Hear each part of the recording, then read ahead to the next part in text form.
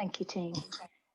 So by way of starting our session tonight, I'd like to acknowledge the traditional owners of country throughout Australia and recognise their continuing connection to land, to water and to culture.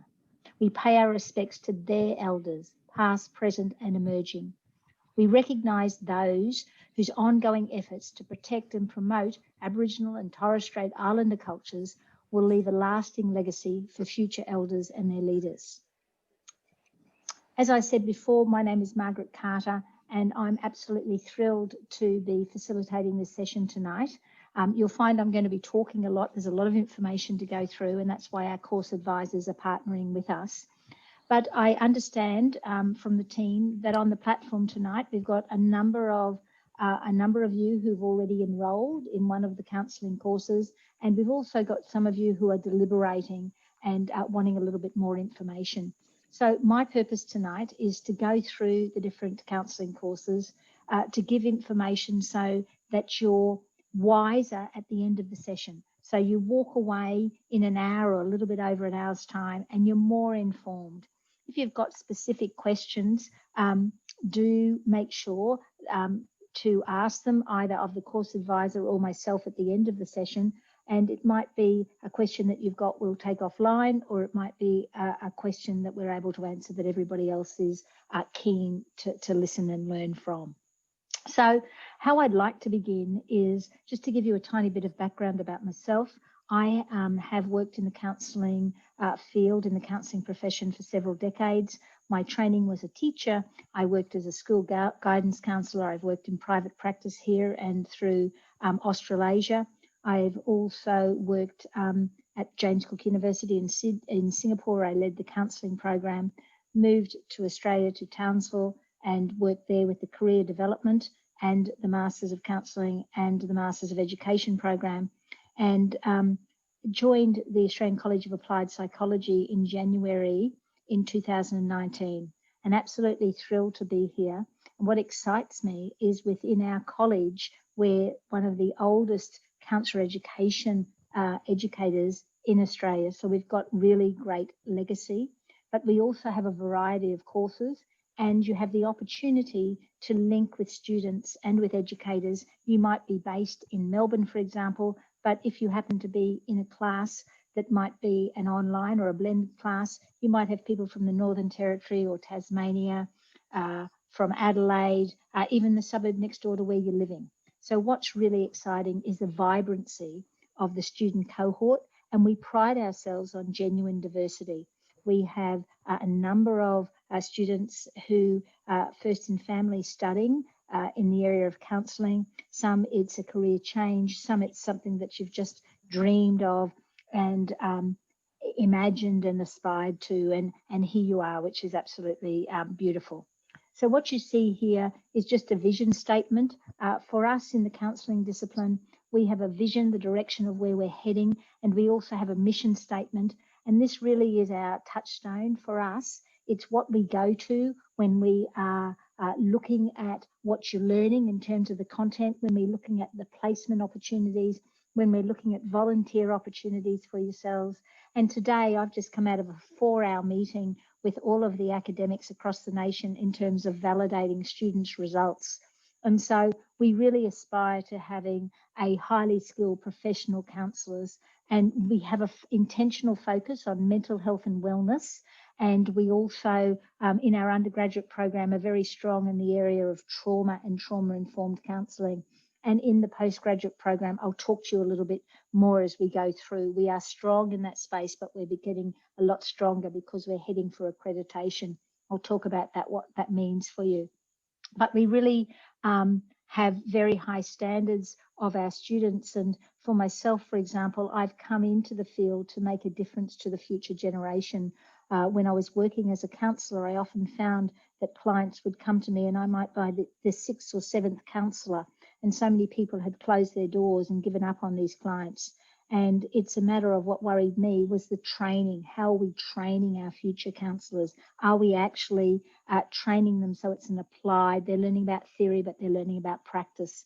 And what led me to ACAP is we are a college that we really focus on applied counselling. So you will have a lot of theory, a lot of evidence-based learning, but you'll also have a lot of practical engagement and role plays and opportunities to master your craft, not just when you're on placement, but as you journey through your studies. And that's a really, really very important.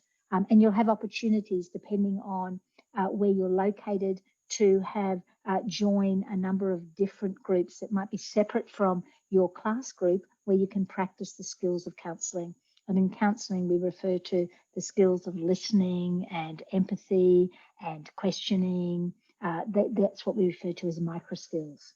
But before I get carried away with how brilliant counselling is and the programs that we have on offer, just to give you a little bit of context, and I'm sure this isn't new to you because you would have done your research as to why ACAP, why come here in terms of counsellor education.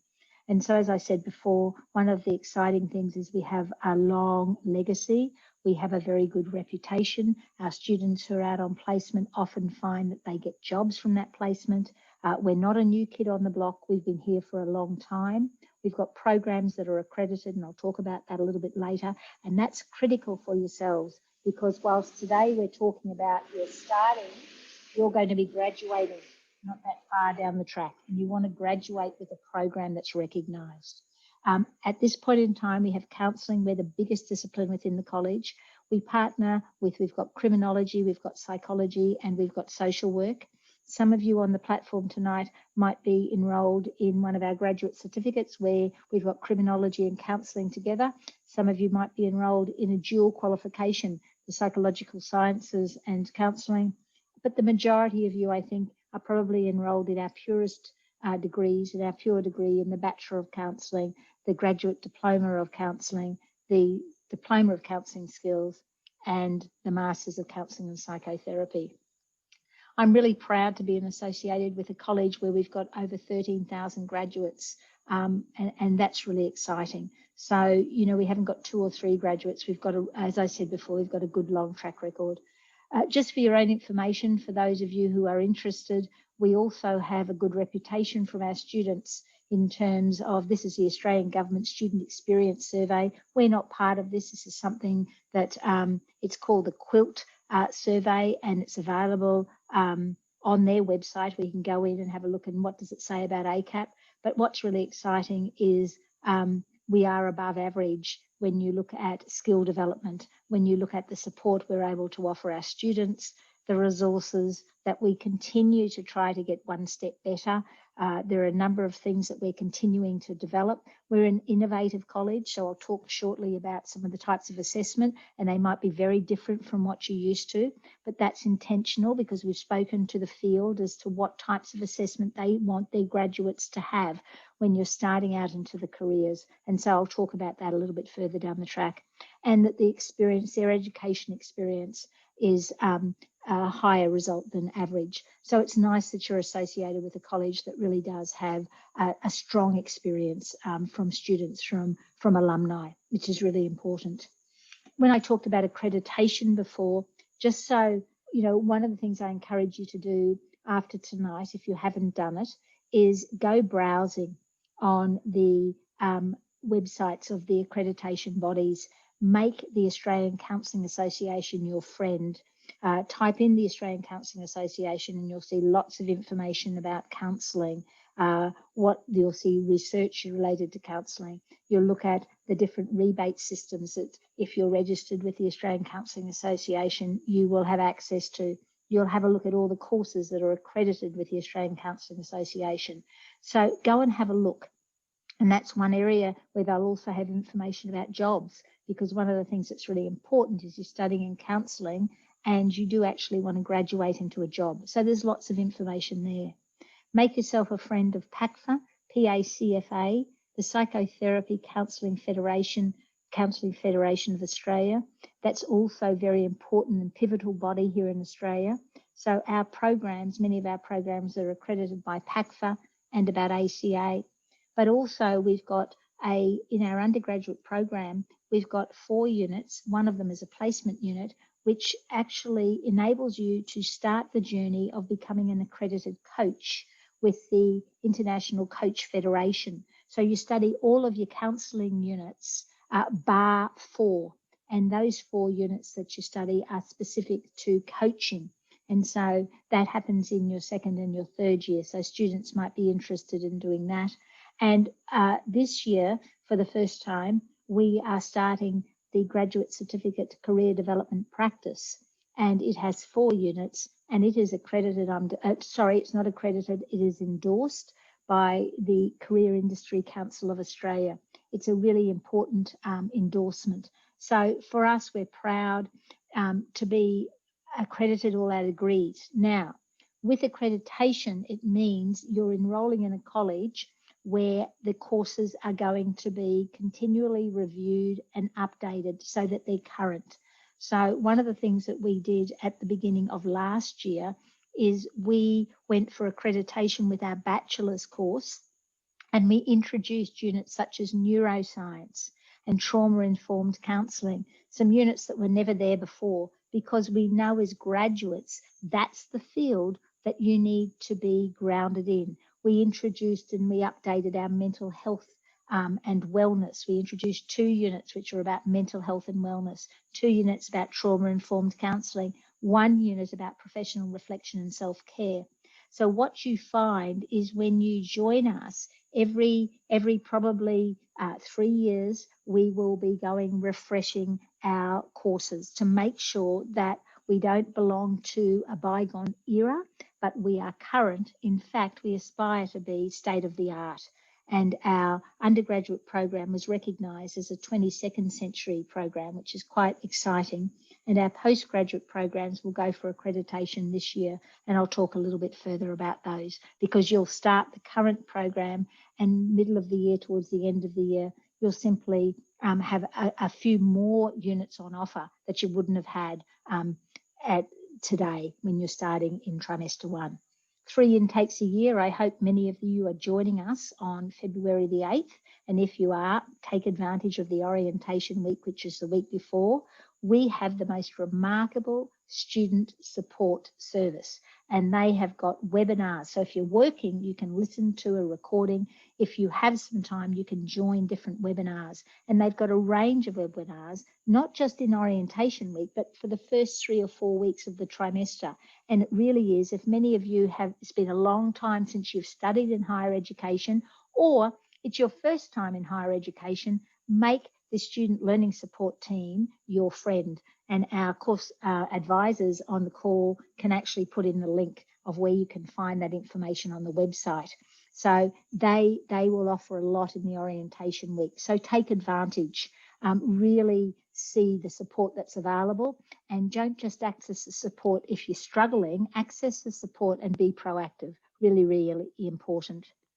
Information here on fees, and our course advisors are a lot better positioned than I am in terms of providing information with VET student loans and fee help. So if you've got a question there, ask it on the chat room, and they will provide information, and they'll follow up with you if you just tell them that you'd like them to give you an email, etc.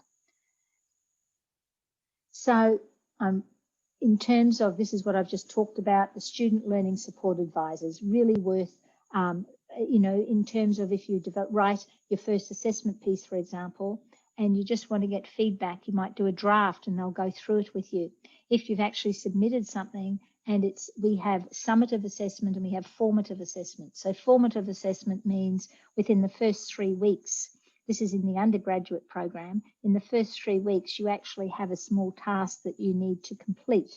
And that task then influences your first formal assignment. So whilst the first task at 3 weeks is not, it's a formative, so there isn't a formal mark, but it informs.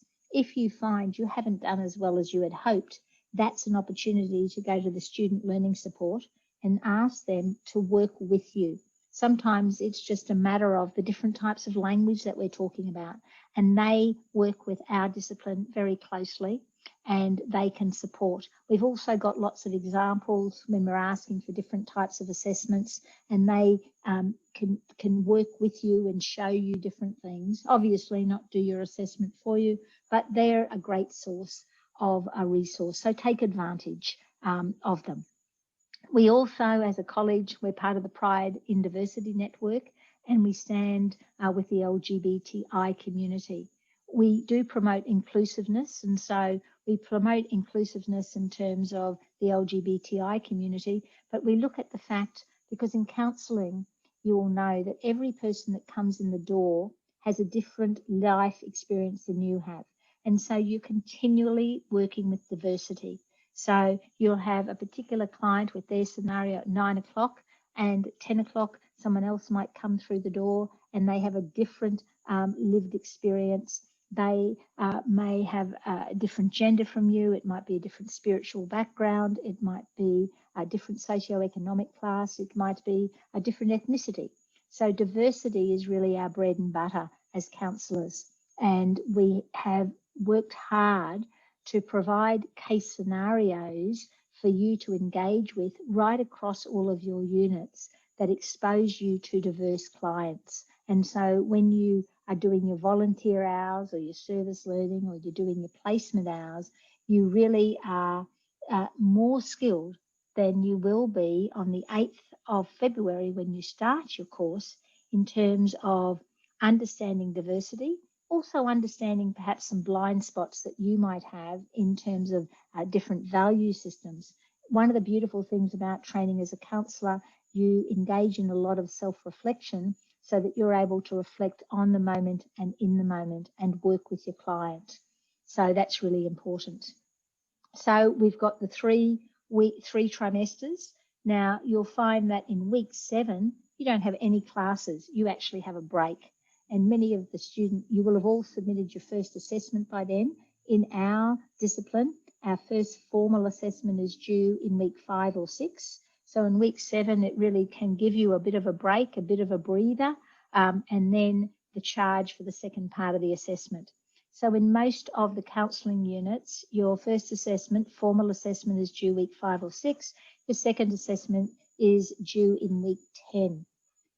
When you do placement, which is a bit further down the track, your assessment will be due right at the very end of the trimester.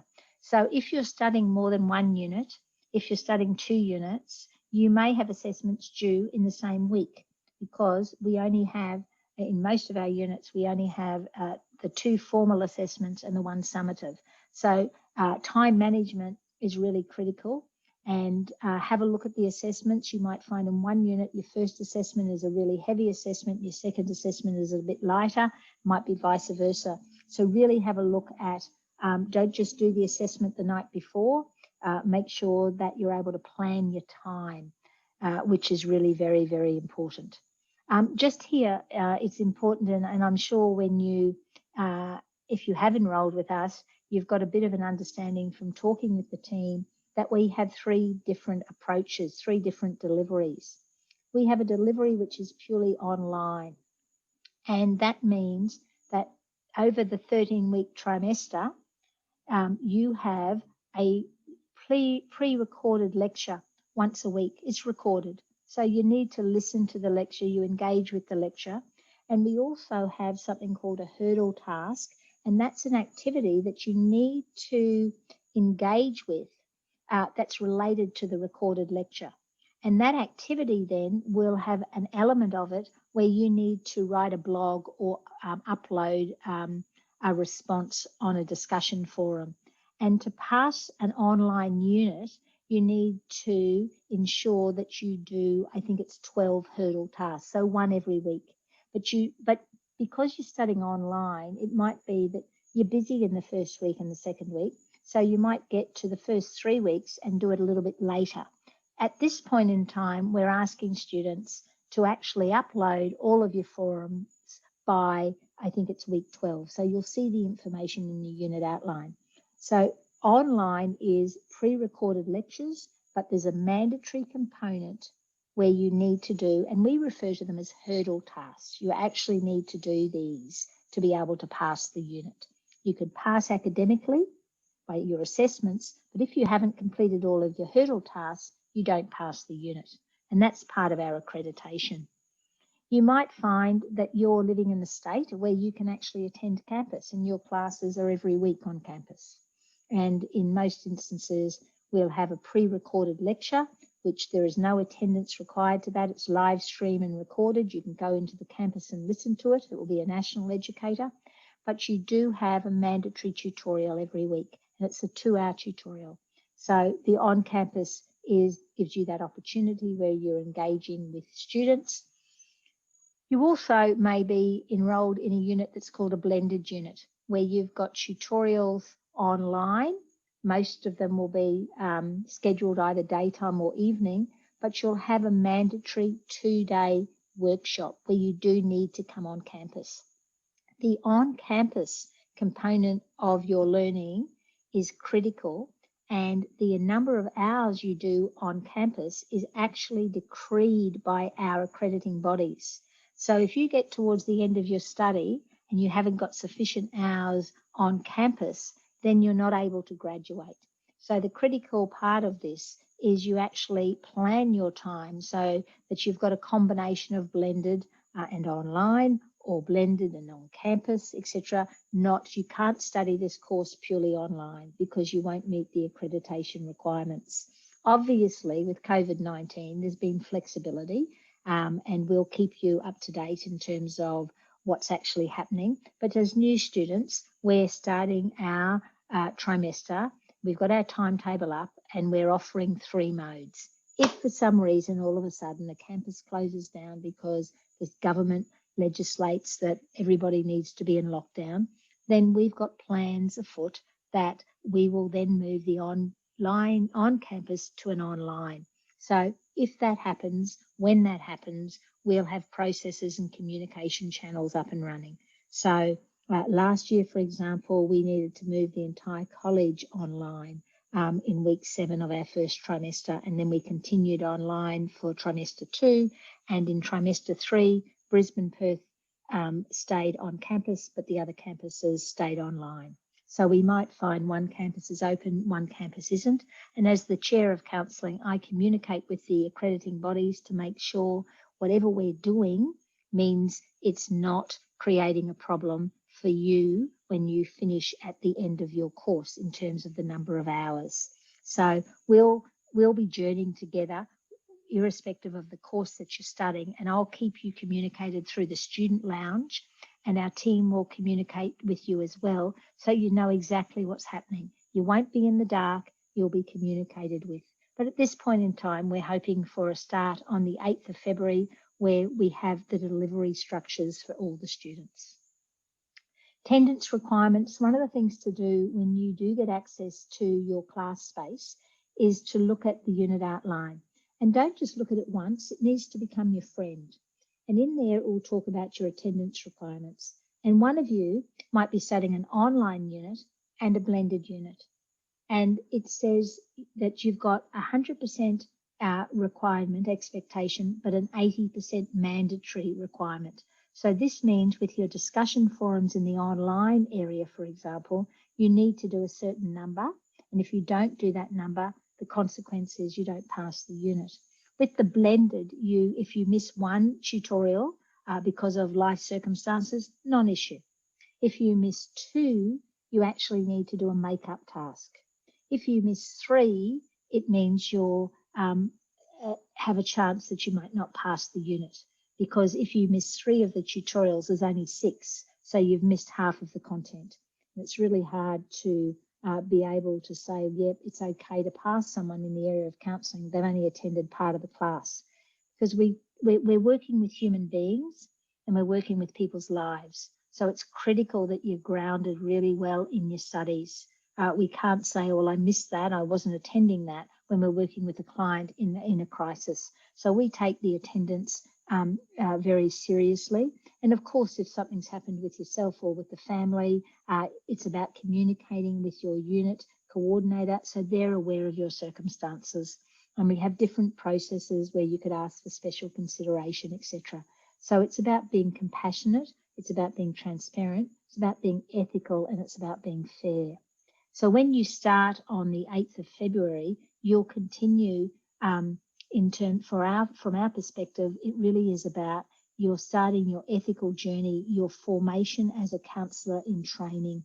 And so ethics is the soul and the heartbeat of why you do what you do, how you do it. So you learn about that in your content, but we also aspire for our students to be ethical in terms of your attendance, to be ethical in terms of how you talk with one another and communicate with one another in the social media forums and in the classrooms, how our educators communicate with you and how you communicate with them. So about being a highly skilled professional, which is what I put up right at the very beginning about our, when we talked about our vision and our mission, we really aspire to it, not just in a placement, it's about 24/7. So this is just some information here. So when you look at the unit outline, you will see the information about attendance. If you're not sure what that means, simply ask your tutor or lecturer. If for some reason you don't, if they for some reason, not you, if they for some reason don't communicate it clearly, then you will then check with the national educator. So if it's still not clear, it's a matter of the student engagement or coming directly to me. So all of our educators do induction, all of them do orientation. They will be very clear about the attendance requirements. So we're here to set you up for success so you can fly and be an asset into the counselling profession. So attendance is really, really critical. When we look at the courses, and I know a number of you will be on the platform perhaps some of you will be enrolled in the Diploma of Counselling Skills or the Bachelor of Counselling Coaching. So the Diploma of Counselling Skills is our first year. And many of you will do the Diploma of Counselling Skills and you might exit the course then and there. Others of you might start with the Diploma of Counselling Skills and you think, wow, this is quite exciting. This is, excuse me, this is working really well. You then, the first year of your Diploma of Counselling Skills is also the first year of the Bachelor of Counselling. So many people will do the Diploma of Counselling Skills and then they'll move into the Bachelor of Counselling. Some of you on the platform this evening will be enrolled in the Bachelor of Counselling. So you're doing exactly the same year as the Diploma of Counselling Skills. So you'll be doing 3 years, and your third year you'll be doing placement. As I mentioned before, we've got the Bachelor of Counselling Coaching where there are 4 units. One of those happens to be a placement. 3 of them are coaching units. We're going to run an information session on the Bachelor of Counselling Coaching in the middle of trimester 1. So if you're interested, it's something that you could look at for trimester for year 2 or year 3. So we'll let you know when that information session is happening. Many of you on the platform tonight might also be enrolled in the Bachelor of Psychological Sciences and Counselling, where we actually have a combination. We combine some of the counselling units and some of the psychology units. And that course is going to be discussed in a lot more detail in the Psychological Sciences information session, but I'll talk minimally about it tonight so that you've got some information. We've also got, and I'm hoping that we've got on the platform tonight, we've also got some graduate certificates, and we've got and these are 4 units, a graduate certificate of wellbeing in schools, so it's just 4 units, a graduate certificate of career development practice, that's new for us this year, graduate certificate of counselling skills with offender populations, and that's new for us as well. So the first 2 units in that are run by the criminology discipline, and we've worked really closely hand in glove with them to develop the counselling skills units that will be unit 3 and 4. We've got a graduate diploma of counselling, and many of you on the platform may be enrolled in that, and that is the first, it is 2 years. And for many people who are very interested in counselling but haven't done a base degree in counselling, will move into a graduate diploma of counselling. And we've got a Masters of Counselling and Psychotherapy, and that's for many of you who may already have done, you do have a counselling background, an undergraduate program in counselling or a cognate degree, and you move into your Masters of Counselling and Psychotherapy. Some of you tonight will be doing your graduate diploma, and as you're moving towards the end of the graduate diploma, you might think, wonder about the Masters. If you do choose at some stage to go into the Masters, you have 1 year credit from your graduate diploma of counselling. Some students do it immediately, but many go out into the field. And then if you think, yep, that's the final qualification I aspire to, you have one of your 8 of your units are mapped to the Masters of Counselling and Psychotherapy. So in terms of your course entry requirements, now many of you have already gone through this because you're already enrolled, and some of you are pondering, are you going to go through this? But there is a screening interview with a number of questions, and those questions that you are asked are actually related to the graduate attributes of counselling. So if you have a look at the ACAP website, there's a section and you just type in graduate attributes, and it talks about the types of dispositions that we aspire to as a college for students to grow and develop as they engage in their counselling studies. And so we have it for criminology, for psychological sciences, for psychology, and for counselling. And for us, the screening interview is really related to those graduate attributes questions. So our course advisors are getting a sense of your disposition, your thinking in terms of behaviour, your ethical mindset, your openness and passion to grow and develop. We also ask that you have successfully completed secondary school education or equivalent. You've completed, or you may have completed a Cert 4 above or equivalent, 21 years of age at the date of commencement, and that you are eligible to be admitted to an undergrad program at an Australian uni or equivalent. Now, something here that's really important for those of you who are starting with us, the National Criminal History Check is required within the first trimester of enrolment. And this is so that you're able to engage in service learning. We have a unit in the second year where you work in a service where you're able to contribute to a community. It's not counselling, but it's actually working on a project. It's a 50-hour project that you do during the trimester.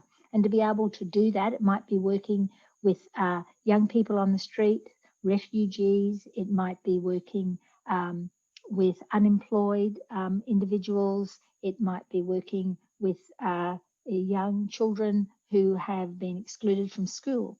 And so the project that you are involved in does require a national criminal history check. If for some reason you do have a record where it will come up when we do the check, we have a process that we follow within the college, and it's led by our head, our national placement manager, and the national placement manager and myself will talk with you. We'll engage in a process with you, and then we consult with our Dean, Dr. Craig Ellis, and Dr. Craig Ellis gives us a direction as to next steps. So if you've got something that does come up on your National Criminal History Record check, the sooner you get this done, the better. Zoe, who's the National Manager in Placement, she'll be alerted and she'll get the process moving. And it usually just takes us a couple of weeks to formalise and get that sorted. So that's really important to happen. So here, just to ground you a little bit and to enable you to burrow a bit deeper, the entry point for somebody studying with us in counsellor education is the Diploma of Counselling Skills. Now, this is really important. This course does not have a placement component. This course is not accredited with ACA or PACFA because it doesn't have a placement component. So from ACAP's perspective, you become accredited as a counsellor once you've completed your Bachelor of Counselling, because it has placement, your Graduate Diploma of Counselling, or your Masters of Counselling. So this is more of a qualification that enables you to work as a case manager, as a support worker. It's a great qualification in terms of micro skills, communication, getting to understand yourself and getting a bit of an understanding about trauma, diversity, culture, counselling, but it doesn't enable you to practice as an accredited counsellor in terms of ACAP's perspective, because we say our accredited course is the bachelor's or the postgraduate. But what I want to bring to your attention here are 3 units. And if you're doing the Bachelor of Counselling, you're studying exactly the same units. You'll be in the same class together. But there's 3 units here. Application and Context, which is about diversity. Sustainability in the helping profession, which is about mental health and well-being, sustaining ourselves, sustaining our clients, and working in community. professions and society, which is about ethical behaviour. Those 3 units are actually taken by counselling students, criminology students, social work students, and psychology students. So in your class will be a cohort of different disciplines, because we know as counsellors we will be members of multidisciplinary teams. And so it's critical not to teach you in a silo and think, okay, as a counsellor, you're going to go out there and you're just going to work in this square box and you're not going to communicate with anybody else. You actually need to master the craft of being a member of a multidisciplinary team. So what we've done here at ACAP is last year we actually introduced these 3 units. And you'll notice on your study plan that these 3 units have a different prefix. It's MULT, which actually means multidisciplinary. So the counselling units have the prefix of COUN, and these 3 ones are MULT. So professions and society will be staffed by counselling academics. Sustainability in the helping profession has been staffed by counselling academics, but we've graciously given it to psychological sciences, and they're going to lead that this year. And applications and context, we've actually given to social work. So you'll have social work and counsellors working together teaching that. You'll have psychological sciences teaching sustainability and counsellors. So you'll have a range of educators. They're big classes, up to 300 students, live stream recorded lecture, but your tute will be about 24 students. Right across the college, that when you're in tutorials, you have around 24 students. Sometimes it's a little more, sometimes depending on the size of the campus, it will be a little bit less.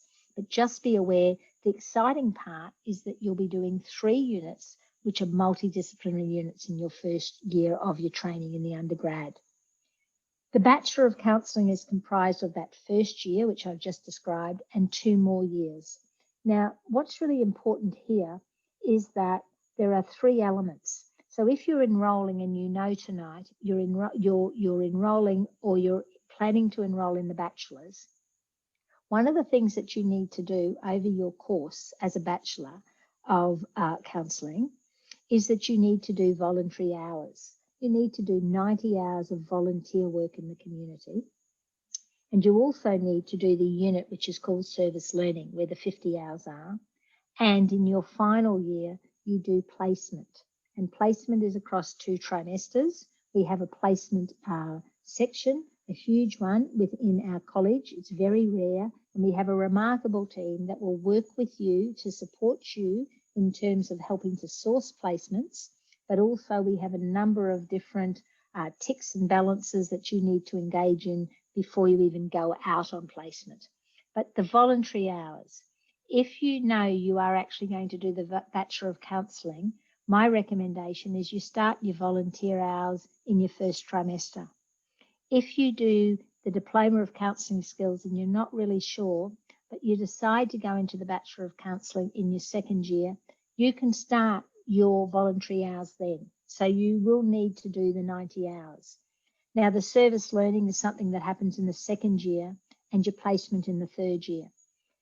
When you start with us, it's always good to have a quick conversation with our placement team and let them know the area that you're interested in for placement. Now, whilst you mightn't do placement for 2 years or 3 years later, we have about 600 placement agencies where we place our students, but you might be interested in an area we've never explored. So it takes us a while, and we want to see if we're able to get a match for you. So the sooner we know the areas, the better place the team are to start exploring and to set you up for success. Early on tonight, I talked about us priding ourselves on innovation and being really excited about our programs, and our assessments aren't all role plays and essays. We also have posters, we have education fact sheets, we have information booklets, we have concept maps. And the reason we do that, as I said earlier, when we talked with the field, they said, look, it's great that the students are learning how to write essays. That's really, really important. But we also need them, they might be working for us as a non-profit agency or organisation, and we might want a poster on COVID, or we might want to have a booklet on adolescence and mental health during COVID times. So being able to learn how to develop those particular resources through your study would be very helpful. And that's why we do have some innovative approaches to assessment, but we also have scaffolding documents for you. If you happen to be a student who's registered with accessibility and the particular assessment that we have is something that's really not appropriate to your needs and circumstances, we have alternative assessment options for all of our students. So you just need to let us know. Working with accessibilities and the accessibilities team will negotiate, and if the alternative assessment still is not appropriate, we'll work with you to help guide us to get it right so that you're not being disadvantaged. So it's really important, if you do have a particular need that means that you are eligible to have accessibility support, the accessibility team then is an advocate with you to be able to advocate with the academics about having extensions for assessments, about alternative assessments, about a number of things. So it's confidential information. At the beginning of all the trimesters, the educators are identified who they have in their group who may be registered with accessibilities. So then those educator is able to reach out and the student and the educator have a confidential conversation. It's not branded out there for everybody, but it's there to support you. So that's really important. So if the course advisors, if they haven't already, as they're listening to me have this conversation, just put some information up about accessibilities. So there may be somebody on the platform who might think, hey, that's me. For example, when I was studying years ago, I had a car accident and I had to learn to walk and I had to learn to write and do a number of different things again. And so I was actually doing my doctorate at that time. And so I registered with accessibilities where I was studying because I actually needed to have somebody who could write for me and scribe for me in classes. And for a number, and it was temporary, it was a temporary disability, but I needed the support for a period of time before I was able to do it myself. So it didn't stop my learning. It was just being a creative third alternative. So that's really, really important. As I mentioned earlier, for the bachelor's and for the diploma, you're probably looking at about 9 hours of study yourself per week. So have a think about your study load. Are you studying 1 or are you studying 2 units, etc.? So you want to set yourself up. You want to be joyful in your learning. You don't want to be distressed and finding this is just too hard and too much. And as I said earlier, we're going to have an information session about coaching. So further down the track. If you're interested in the second year and the third year, it's a possibility for you. For those of you who are studying in the bachelor's, or I can just ask whoever we've got if they wouldn't mind just putting their mute button on, please. These are the units in the second and the third year in the program. So you would be able to burrow on the website and have a little bit of a look. And shortly, the Moodle class spaces will be open to all of our students, and you can go in and you'll look at your unit outline, you'll look at the material. You'll find that all of the class spaces in Moodle, we use the Moodle platform, they're identical in the undergraduate space, so it doesn't matter what unit you're looking for, they're actually set up identically. And in the postgraduate space, that will be happening in the second trimester and the third trimester. We've got a fairly good similarity, but because we're going for accreditation, we're going to copy what we did in the undergraduate. So we're going to make it a little bit more streamlined for you. But that just gives you a bit of an insight into the types of units that you'll be studying with us. And of course, you've got 2 placement units on top of that. So this is just a bit of a snapshot. A lot of students talk to me, whereabouts are the jobs, where can I go looking? And I know if you go to the Australian Counselling Association and to PACFA's website, they'll have information on where jobs are. And the Australian Counselling Association have actually engaged in a couple of research projects to find whereabouts the jobs are. So for counsellors, there certainly are a large number of jobs, as there are for social workers and for psychologists. But these are examples of, we've got a number of our students who've graduated and they're working in these specific areas. And the placement team is a really great place to talk with you, to talk about where students have got jobs after they've done their placement. So that's a really valuable area for you to explore. I've just put up here for those of you who are toying with the idea or who have enrolled in the dual qualification. This is the Bachelor of Psychological Sciences and Counselling. It's a completely new qualification from a psychological sciences perspective. They went through accreditation in the middle of last year, and so they've revised and refreshed the psychological science units. So we've got psychological science units, we've got the 3 multidisciplinary units I talked about earlier, and then we've got the counselling units. So there'll be certain units that you'll do, which will be counselling, and certain units that you'll do, which will be psychology. What's really critical is that in anything that you do that is counselling related, the attendance requirements are very strict. They're very rigorous. In fact, they're the most rigorous attendance requirements of all of the disciplines. And it's not because as chair, I wake up in the morning and I think, how can I just be really, really strict with our students? It's dictated to me by the accrediting bodies. So if you are in a dual degree, look very carefully about what are the expectations for the counselling units with attendance, because you'll find the attendance requirements for psychological sciences may not be as tough. But our ones, you are expected to attend the tutorials, you are expected to engage in the hurdle task. It's really, really important. And so coming to us at the end of the trimester and saying, oh, well, I didn't read the unit outline, or I didn't really know, what can I do now? Our hands are tied. So read things very carefully. And in counselling, we have the workshops, and the workshops are on the campuses. And my understanding is that they are on a Friday and a Saturday. And so the expectation is that you do attend. So there will be a difference in terms of the different disciplines. But for us, we actually do have an academic and an attendance requirement that isn't the same for the other disciplines. What I'd just like to point out here for those of you who are in this space is that you have to do more voluntary hours across your 3 years than the students who are enrolled in a pure degree of the Bachelor of Counselling. And the reason for that is in psychological sciences, you're not doing the service learning unit. So for us in the Bachelor of Counselling, you have this unit, beautiful unit called service learning.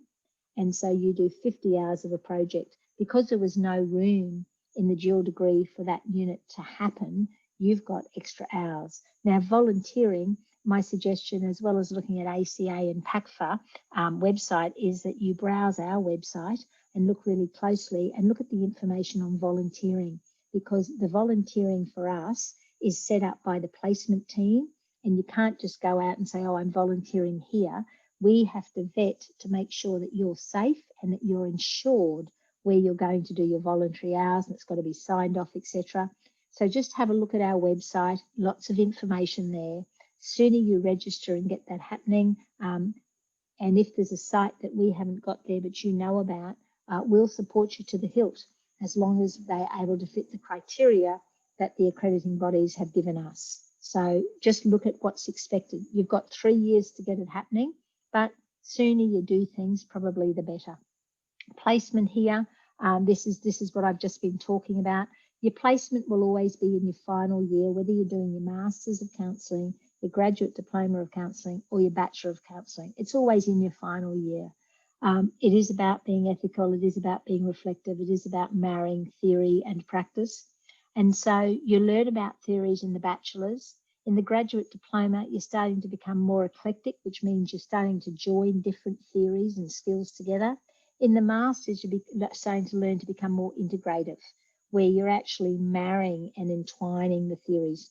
Now, most of us who are counsellors, we spend our career refining the craft of being an integrative counsellor.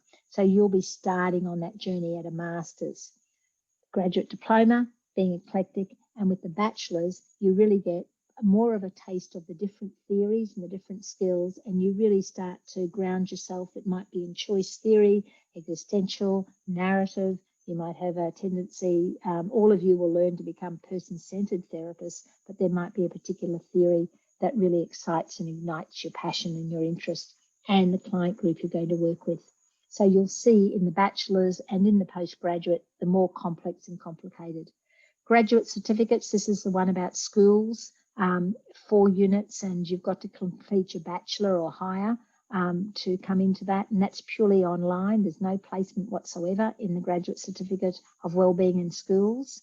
So there are classes, and so it's a bit different how it's structured. It's got 5 classes for 2 hours, and every week that there isn't a class, there's a consultation drop-in. Consultation drop-ins aren't mandatory, but they're there to support so that you don't feel disconnected and you actually do get a sense of cohesiveness and connectivity.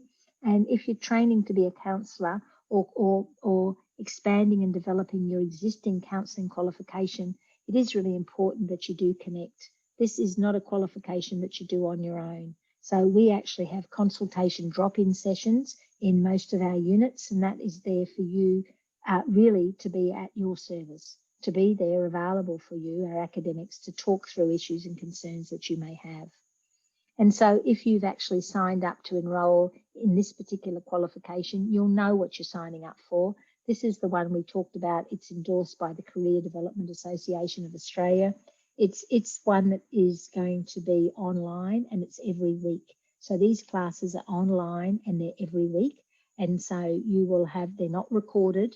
They are actually having the lecture. We'll have a live stream recorded lecture and then a 2-hour tutorial. So that's the graduate diploma. Sorry, the graduate certificate of career development practice. So you've got the live stream recorded lecture, and then you've got your 2-hour interactive tutorial. In terms of the offender population, the first 2 units are run by criminology, as I said, and the second 2 units will be counselling, and the 2 units that we have in counselling will be blended, which means you'll have online classes and you'll come on campus for 2 days. Because we believe with counselling skills, when we've got a really short course, such as 4 units, it's very important to have the opportunity to practice on campus. But if COVID restricts it, and our educators are very competent and able to teach counselling skills to a very high quality in a purist online environment. But if we're able to, we're going to ask the students to come onto the campus. So this is a whole new area that we're engaging in, offender populations, and we know that we've had a great deal of interest with from the field saying we've got a lot of people who are working with in the correctional area and they haven't got the skill set. So this is the result of responding to needs. So that's just there for your information. And for those of you who've been listening as I've been talking, I have a lot of the information I've shared in terms of all of the structure is pertinent to the postgraduate as well as the undergraduate, but I'll talk a little bit more about the graduate diploma. As I said, that's the diploma. It's 2 years, both are 2 years. And this one is you come into if you don't have any experience in your undergraduate, which has counselling or a cognate. And cognate are things like psychology or social work, and our course advisors can actually put some information up in terms of cognate degree as I'm talking. And your master's is our highest level. So this one is called the Australian Quality Framework. That's what gears the different year levels and the sophistication of study. And this one is the Australian Quality Framework level 8, and this one is a level 9. And if you were studying your doctorate, you'd do a level 10. And at this point in time, we don't offer doctorates at the college, but our aspiration is that we will be moving in that direction in a future time. So here, and I've really talked about this, but this is important. Similar to your undergrad, we do need the National Criminal History Record Check because you're going to do a placement. You do a placement in the second year of your graduate diploma and you do a placement in the second year of your master's. So it's a little bit different here in terms of the complexity of being eligible and being successful with the masters. It's a bit of a different entry point, but very smooth. In fact, our postgraduate program, our numbers are increasing significantly, and I think that's probably a big reflection in terms of what's happening out in the field, and with mental health just escalating as a more of a real concern in terms of mental well-being, or individuals who are struggling with resilience and their own well-being. So here, in terms of the graduate certificate, it really is about, we talk about theories, we talk about ethical foundation. You've got 12 units and you have placement, 200 hours of placement. Now, when you are on placement in the Masters, in the Grad Dip and in the Bachelors, you meet every week with a ACAP clinical supervisor and you do group supervision, no more than 6 students. So you'll have your supervisor on your site, but you'll also have your supervisor with us. And we have about 20 clinical supervisors who work with our students. And our supervisors are supervised by one of our academics. So they engage in a lot of supervision as well. Both the graduate diploma and the Masters are 2 years. You can do them full-time and you can do them part-time. You can start part-time and move to full-time or vice versa. The graduate diploma has 12 units and the Masters has 16. So with the 12 units, they have fairly heavy content. And so with the graduate diploma of counselling, it is recommended that 2 units per trimester is a full load.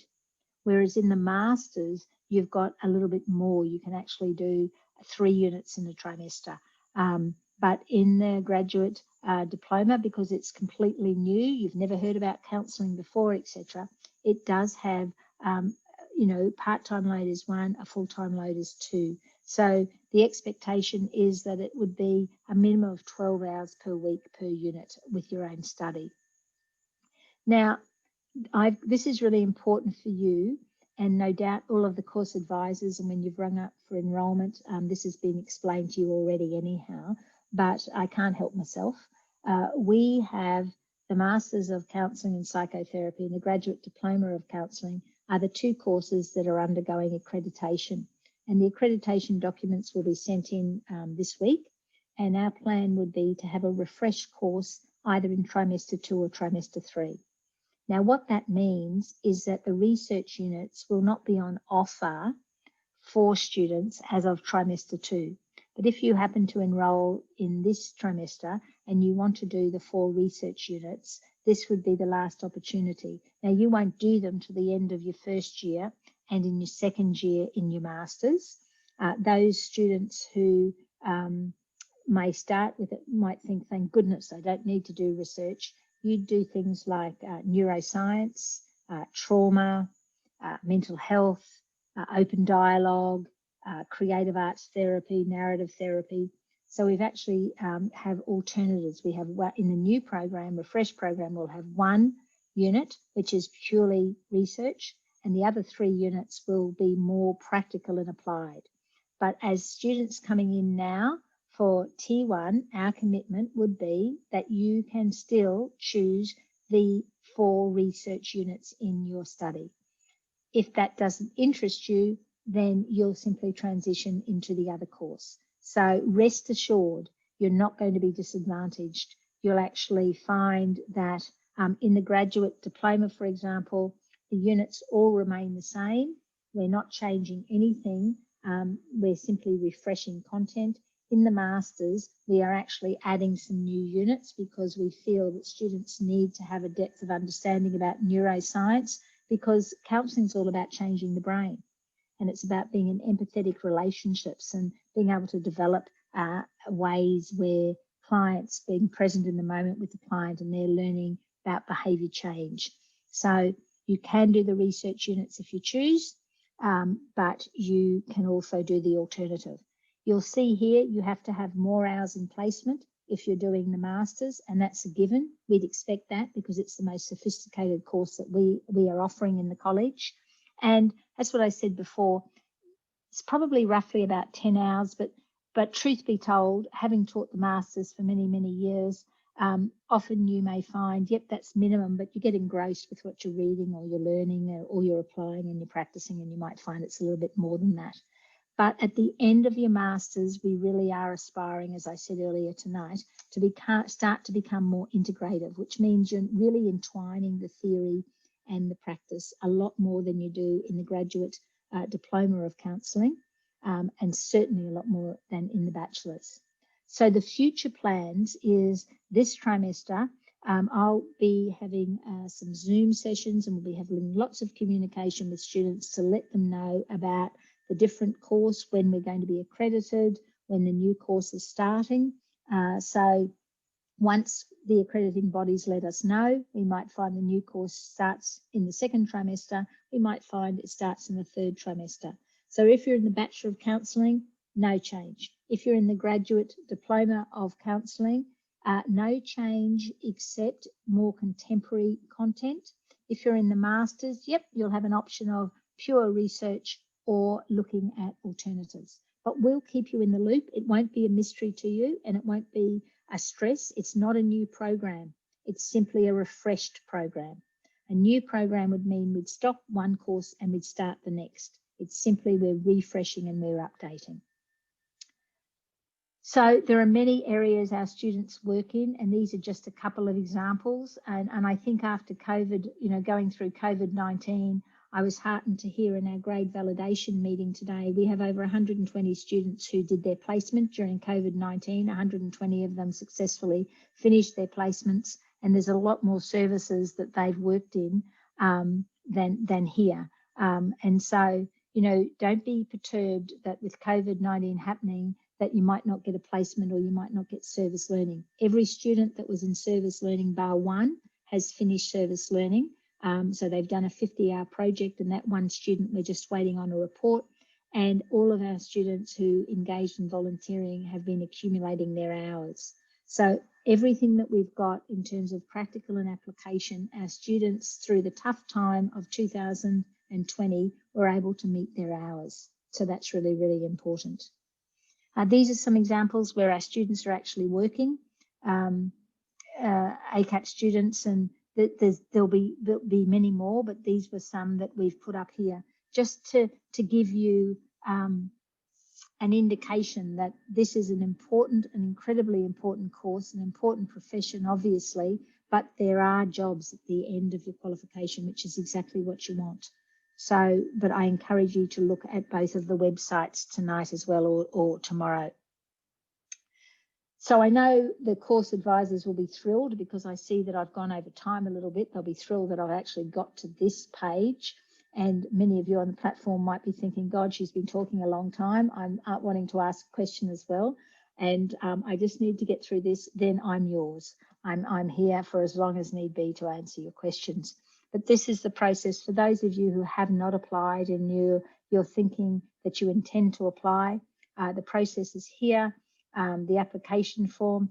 The course advisors are very effective and efficient, and they'll be back in touch with you. Just identify a time which is suitable as well. I know for the graduate certificate of wellbeing in schools, most of our students work in schools, so daytime is no good for them to take a call, so it's later out of hours. So just let the career advisors know, the course advisors know, so that they can actually support you. If you've got questions, I'm going to be here. I'm at your disposal, at your service now. But if you've got more questions after tonight, my email was there, course advisor's email. Any question you've got, we're here for you. So if it's a question that's important to you, it's a question that's important to me, and it's important that we answer it so that you're informed. You don't want to sign up for something and get a surprise once you've signed up. You want to know what you're signing up for. But I guarantee the counselling discipline courses, they are very good. They're very rigorous courses. Upon graduation, you will be an asset to the clients with whom you work, and you will make a contribution in terms of making a positive difference in the life of another person. And that's what counselling's about. If we're able to impact one person, wow, big difference. If we can impact more than one, that's even better. So it's about behaviour change, and it's about the theories that we learn and the skills that we learn, and being able to apply them in different ways to every single client, every group of client we work with. Not one person is the same, not one counselling session will be the same. Everything is different, and that's the beautiful part of engaging in this study. So I'm going to stop. So everybody's probably thinking, oh, that's very good, she's going to stop. And I'm going to put my mic on mute, but if you can take your mic off mute, if you've got a question, please ask it, and then I will do the best I can to answer it. And I know that our advisors will have been busy as I've been talking throughout tonight. So over to yourselves if there are questions that you have. Hi, Margaret. This is Tanya. I just have a question regarding the graduate diploma of counselling and the masters. So I have a bachelor's in psych, bachelor's of social science and psychology, and I was looking at either one of those. I see that you take a year off the masters if you do the grad dip first, but what wouldn't we have in the masters? Like if we haven't done any counselling units in anything before, hopefully that makes sense. Yep, it does. Yeah, look, they are different in terms of your masters is a much more sophisticated deep dive, and it has to be, because it's working off the premise that you've not just got an undergraduate, you've actually got a fairly solid foundation, and so you do go a lot deeper. The graduate diploma is a very good qualification. Your master's is a more sophisticated qualification beyond that. We're quite rare. A lot of the counselling education institutions have either a graduate diploma or they have a master's. So it is quite rare to have both. But we find if you haven't, some people will do the graduate diploma even though they're eligible for the master's, because they're not really sure if they've got the skill set because they haven't done sufficient counselling. And then some of them have actually applied to transfer. Not a large number, but some have, and vice versa. Some have been in the masters, and I've signed off on them last trimester, but they actually wanted to do the graduate diploma because they found it too much of a deep dive. It's more complex. It's more complex. I'm just going to turn the light on. I'm in the dark, and I'm going to have a look at what I've got here, and I can help you. So just a sec.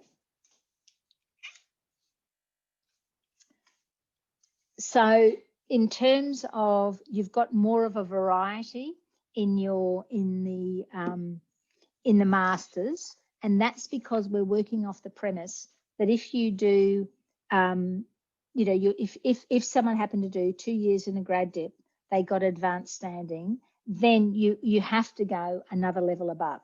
So some people will do a grad dip and that's all, and they'll be out in the field and it worked beautifully. Some will do a grad dip and they might be out in the field and think, I'll come back and do that other year. And interestingly, there's some that are then saying, I'll do the 2 years and then I'll do the extra year. There doesn't seem a rhyme or reason. The conversation that's happening out at the moment with Greg Hunt, Minister for Health, and the accrediting bodies is a conversation about the masters and the graduate diploma. The conversations have been happening for some time and nothing is set in concrete. And I've been in the field for a couple of decades, and one of the things I can guarantee is counselling, we will never become a regulated profession because we don't want to become a regulated profession, but we want to be a profession that's accredited and recognised. And so you'll know in psychology, for example, there's medical rebates. In counselling, there's also rebates. If you look at ACA and you look at PACFA, they'll have a section on their websites and they'll say, if you're actually accredited with this association, and you might have a non-profit, or Bupa, for example, if you're eligible in your health fund with Bupa, you can actually get a rebate for counsellor if you're recognised with ACA. So it's not black and white as it appears out in the press. There is possibilities there.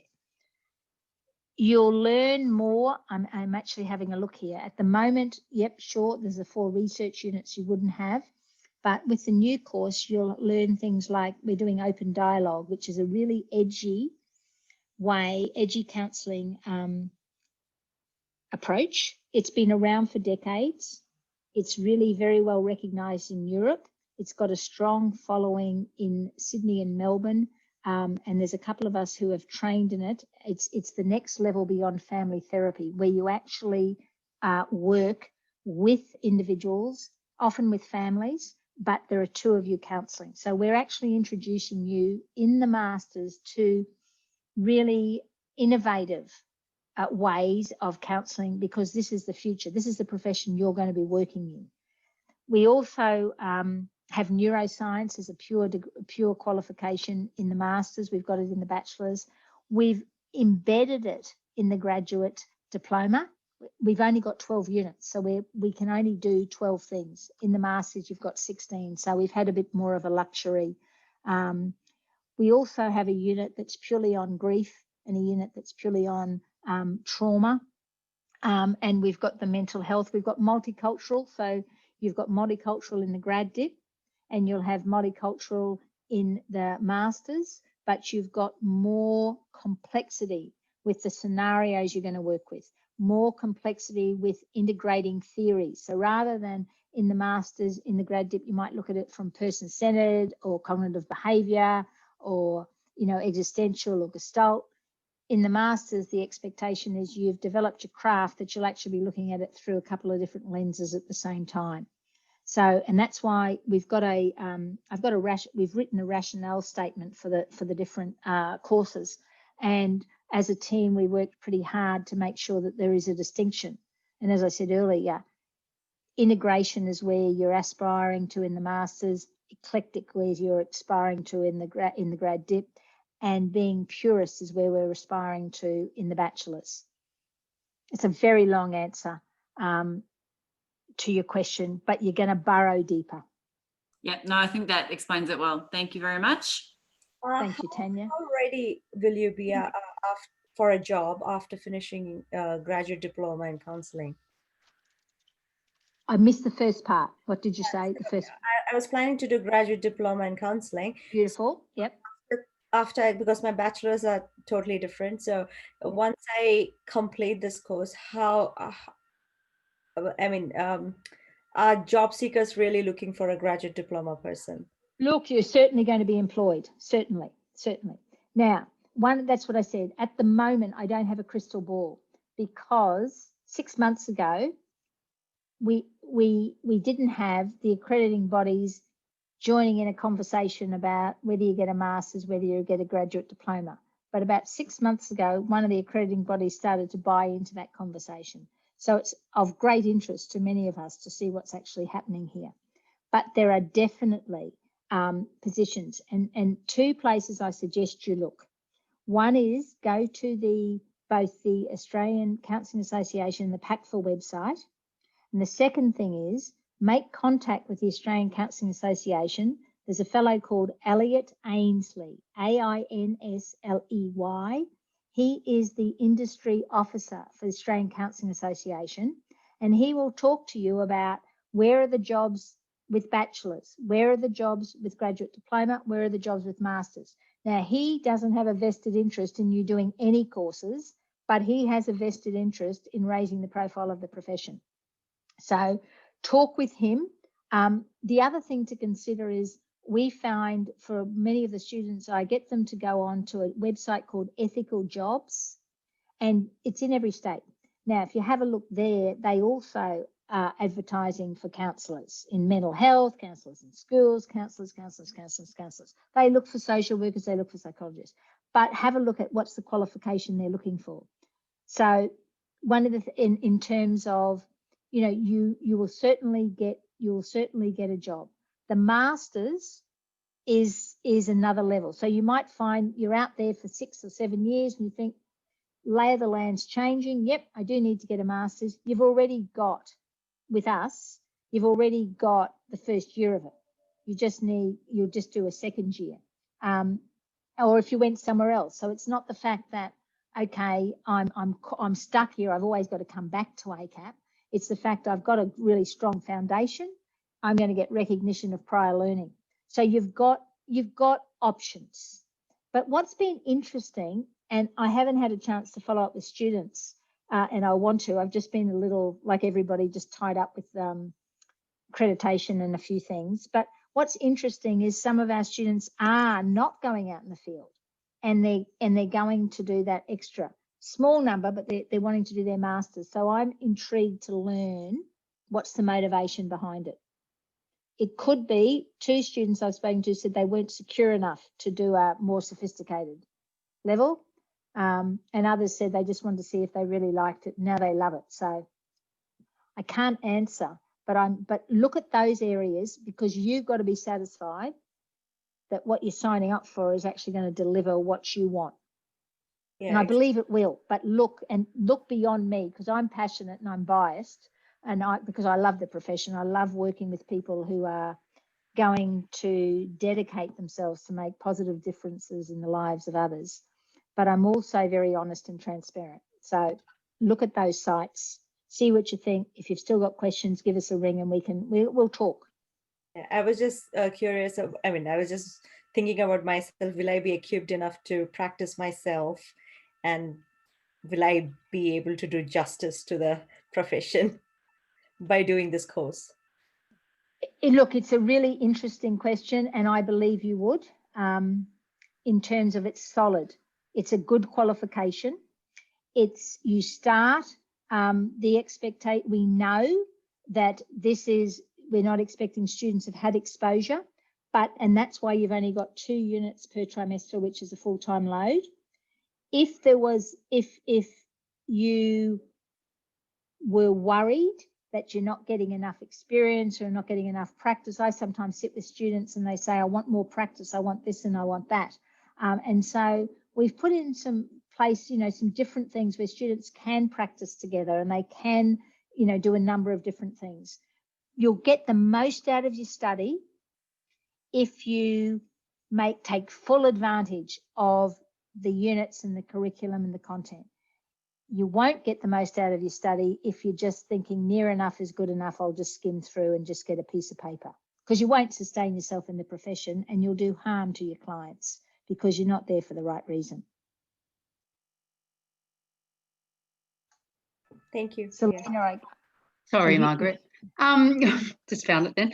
Just when you were mentioning, because I've enrolled for the Masters, and just in regards to the alternate path, so as you're saying, like you'll keep students updated, but so that will be an option for me for after completing this year, for next year, that I could, instead of doing the research, I could actually go and do those particulars that you were discussing. Is that correct? Definitely. And in fact, I've been having these conversations with students in the Masters since trimester last year, and I get emails from them continually now.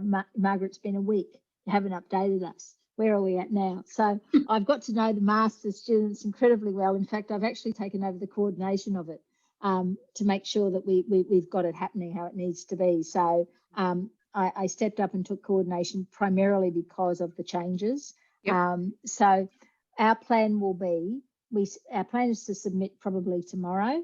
Okay. It will take the accrediting bodies a month to say this is when we're going to start doing the site visits, and they're going to visit. So if there's COVID happening, they'll do it online. Yep. They'll give us an indication. As soon as we know that, we'll get communication out. But even I'm having conversations with my dean today and talking to him that once I hit the button that presses send, we are both thinking that we'll actually put up for students to see this is what we have actually put in, because the accrediting body can always come back and say, yeah, good try, but no, you can't do that. But we've got a good track record with them. So you will have most of the students I talk to don't want to do the research subjects. So they say, I signed up for practical, not for research. I want to have an option. And then a couple of the others say, Margaret, you couldn't possibly do this. I want to do research. Of course. So the dean and I have worked at let's do both. Let's have both. People can choose. Which is fabulous, because I am more oriented towards the 3 alternative ones, because I just feel that it fuels my curiosity in my mind a lot more. So, and I appreciate, the whole research component, I really do, but just for me to thrive more so, it'd be, a lot better. And Selena, we have to have one research subject of course. To meet the accrediting bodies. And so we've actually got the one that we've chosen is about, it's going to be contemporary approaches. and I'm working with the team to put things in like nature therapy Oh, and a number of different things, because I think I've been working in Singapore before I came back to Australia, and that's Yep. huge there. And I exciting. think, yeah, and I think it's just so good for the soul. And so Totally. there's a lot of research there about that, and there is evidence. And so, Absolutely. you know, we're wanting to, at this point in time, the plan is when we do look at the research, it's actually going to be looking at the theories that are on the parameters Mhm. that a lot of people get caught in the rut of doing the traditional, and they don't realize that these are here. And so we Yes. feel if we do something like that and students have to explore the evidence, then you graduate more knowledgeable Yep. in terms of what's going to be meaningful. Absolutely. And Yeah, so we think more one's solid. enough. Yeah. Yeah, solid, Yeah. exactly. Yeah. Because even with aged care and things like that, with the whole, with the chickens and doing all those amazing things that they do in, kind of the facilities and things like that, that I did experience when I did my aged care as well. It's quite profound. So, Yes. and with Yeah, I youngsters, think so.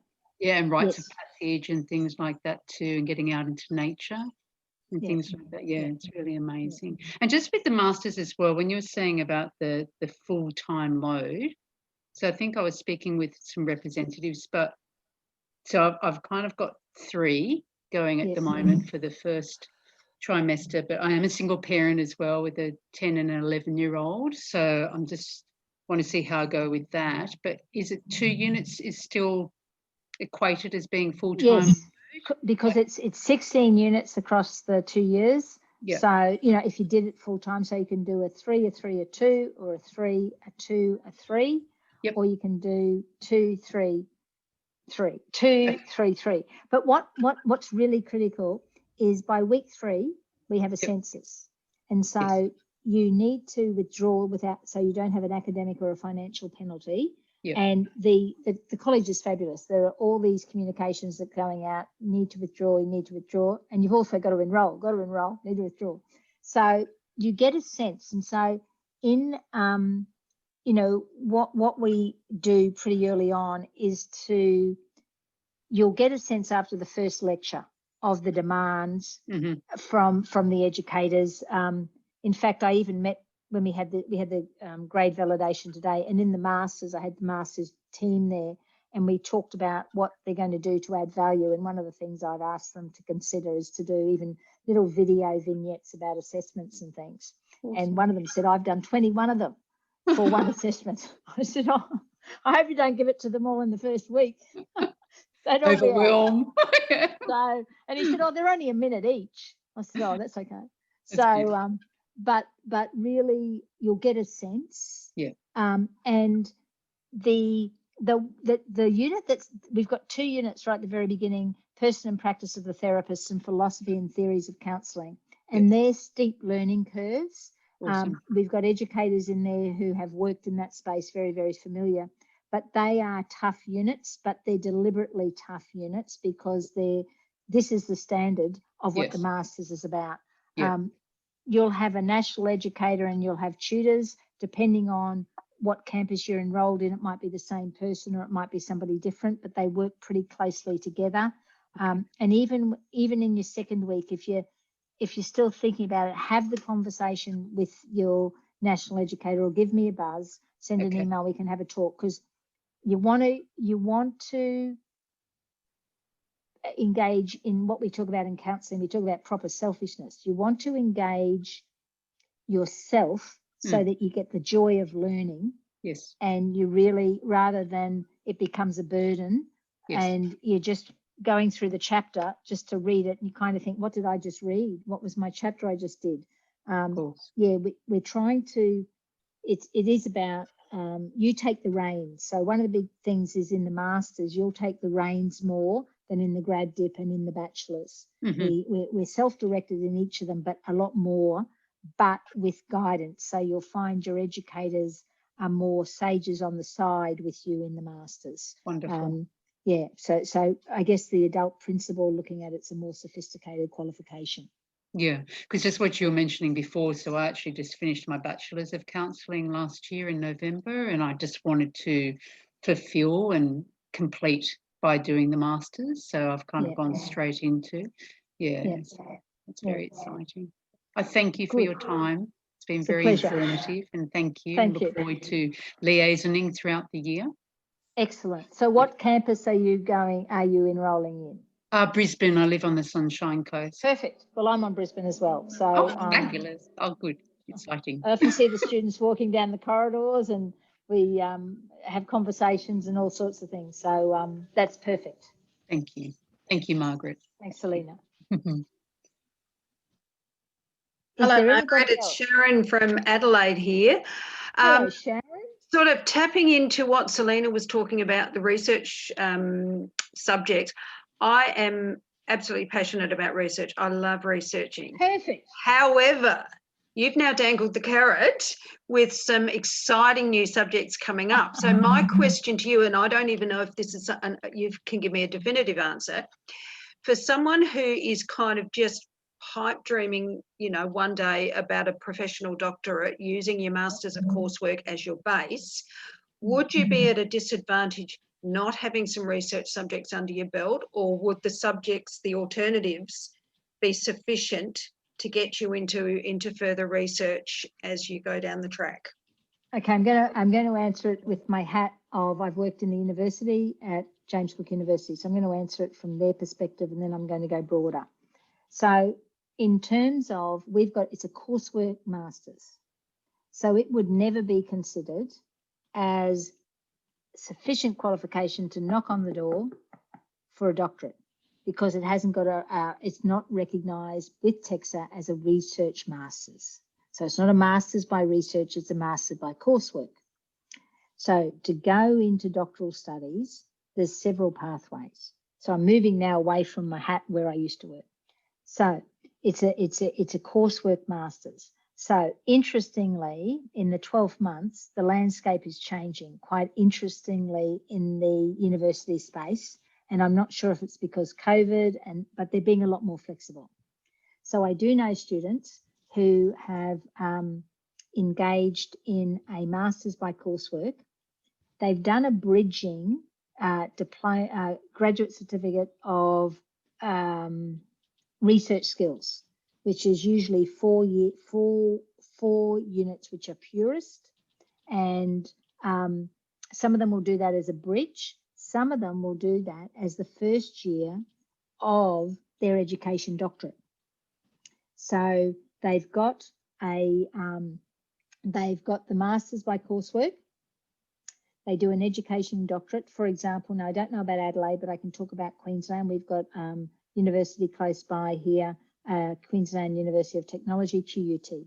Yep. And so I think there's a campus in Adelaide for QUT. Probably does. Yeah. So what they've got, what they've always had is a master's of counselling coursework, and then they've got an education doctorate.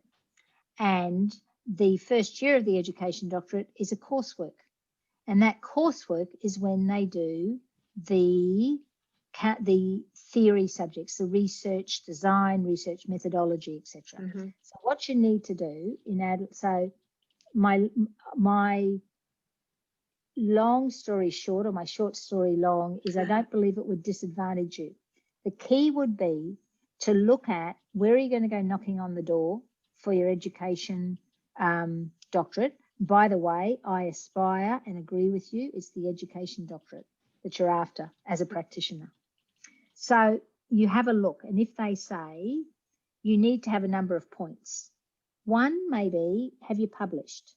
So I've got 8 doctoral students at the moment that I supervise, and they all got into their masters. Some published, some did research coursework, some published, did a bridging course. They've all come in different ways. Mm-hmm. They haven't all just come in the same way. So I think you're probably going to see a bit more flexibility with COVID. So it's probably a good time. Okay. I don't believe you'll do a research. If you start now, then you might commit to do your research. But I don't think it's going to be the breaking point, because with education doctorates, they now are doing that first year of research methodology. And even students who've done a master's by research, most of the universities who want them to do a doctorate, they want them to learn their way of how you actually do research methodology.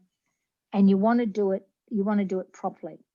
So for us, our research is a project. It's not a thesis. So it's not a mini thesis. It's simply a project. So you've got 4 units. The first unit, you're being immersed and exposed to different types of research methodology. The second, you're starting to learn about literature reviews. You're starting to do your ethics application for whatever your project is. You fill out your ethics application. And it's the ethics application that everybody fills out across Australia. So it's not a dummied down one. It goes to our ethics committee, et cetera, et cetera. But it's got to be a low risk one in counselling, because you've only got 4 units to get this qualification. So if you're wanting to, research 500 people and you want to research them in trauma, probably be able to do it, but it might take you 7 months to get through the ethics committee, because it will be high risk, this. So it's a low risk. Then in your 3rd unit, you're actually out there gathering the data depending on your research methodology, and you're starting to analyse. And then the 4th unit, you're actually starting to analyse, you write it up and you do an elevation pitch. We do a 3-minute elevation pitch of the research unit as part of the assessment. So you've got 4 units, and you're trying to do that in the 4 units. And it's very doable, because I have actually stepped in and taken supervision for some students.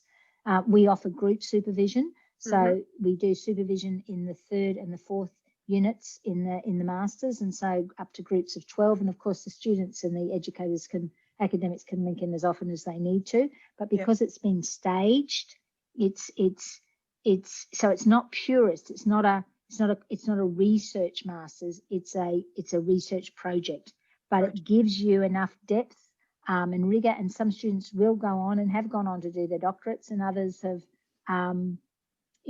that's as far as they've gone, and others have been thinking this is not really where I need to be. It's a long answer, Sharon, but it's probably a useful context. Oh, it was. So for me, I'm starting in trimester 1. I'm not yet enrolled because I'm still trying to sort out fee help. There's been a bit of a glitch with my application. So once I get sort of to that enrolment stage, looking at subjects available, at what point will the new subjects, if they get the accreditation, will they become available for students, so we can have a bit of a look at what's coming up and what might interest us?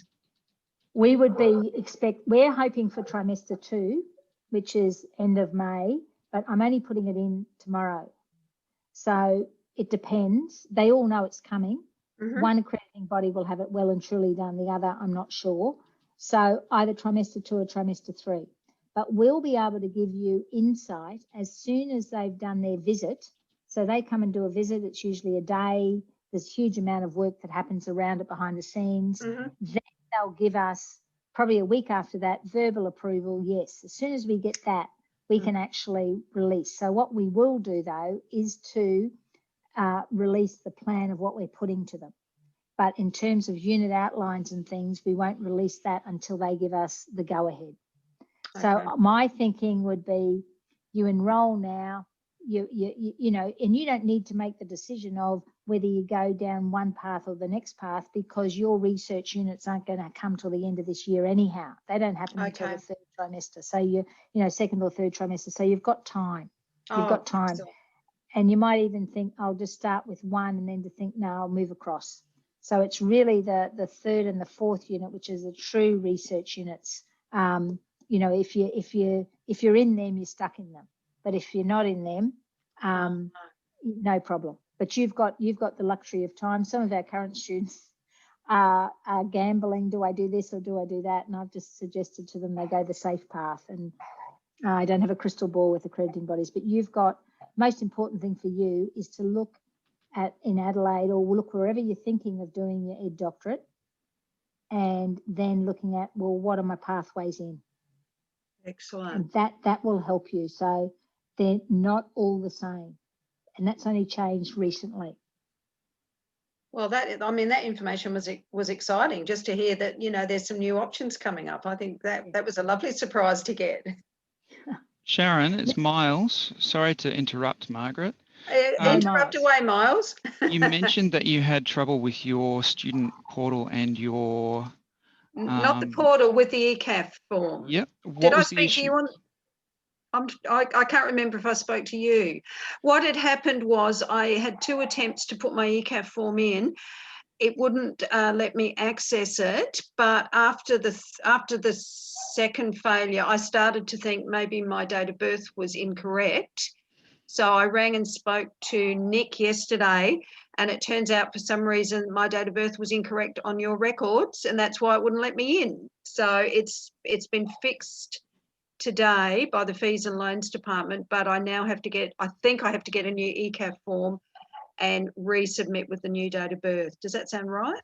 Yes, if you haven't got that by 9 o'clock tomorrow morning, email Julie at Fees and Loans, Okay. and she will send you a new one. Because I think that's stopping me from accessing any enrolment information. I've tried and I can't get any information on the portal, and I'm wondering if it's holding me back because I'm not yet financial. Shouldn't be, but Okay. can you also email me? I'll quickly send you an email Okay. or a private message with my email, Okay. and you can actually, I'll just put it in the group chat.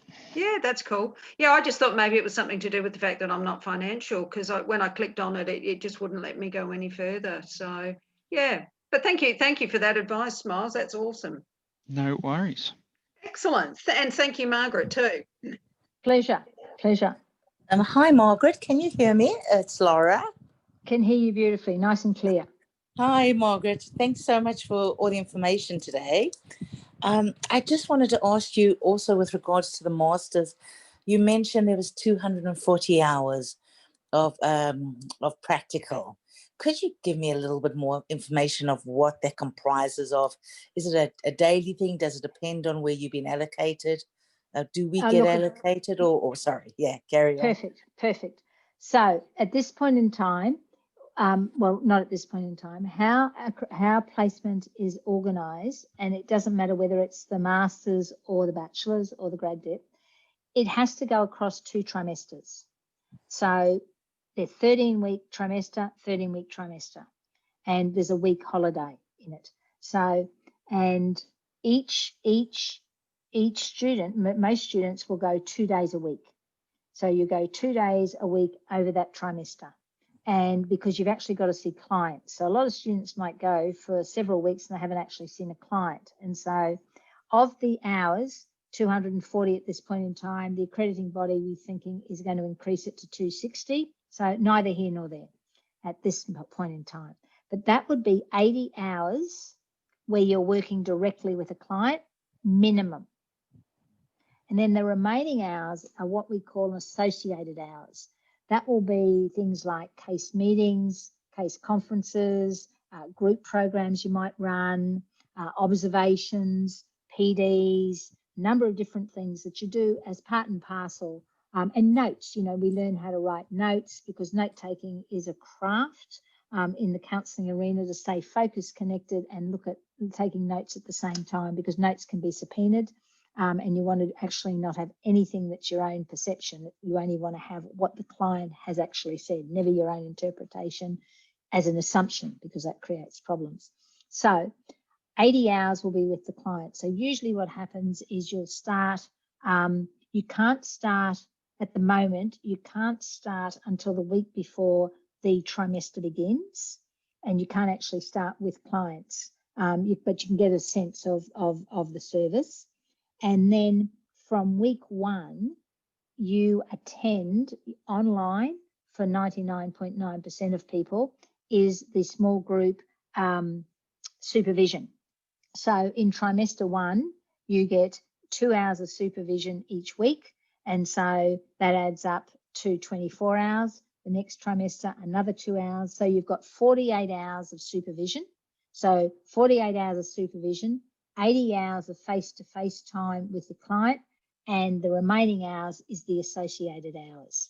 Many students will do placement at the same location, trimester 1, trimester 2. Others will do it in different locations. I'm a great believer in thinking if you can actually do it in 2 different locations, that's a good thing, because you get the experience of what it's like, maybe a non-profit in one area, and maybe a different group somewhere else. So you have we have a placement team, which is very rare.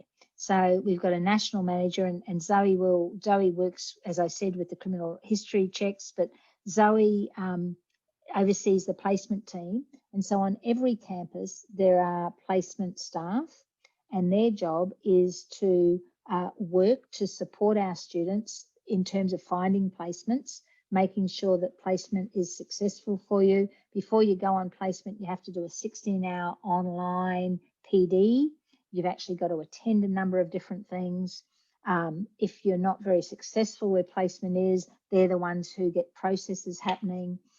So they also are the ones that get everything signed, sealed, and delivered, so you're insured.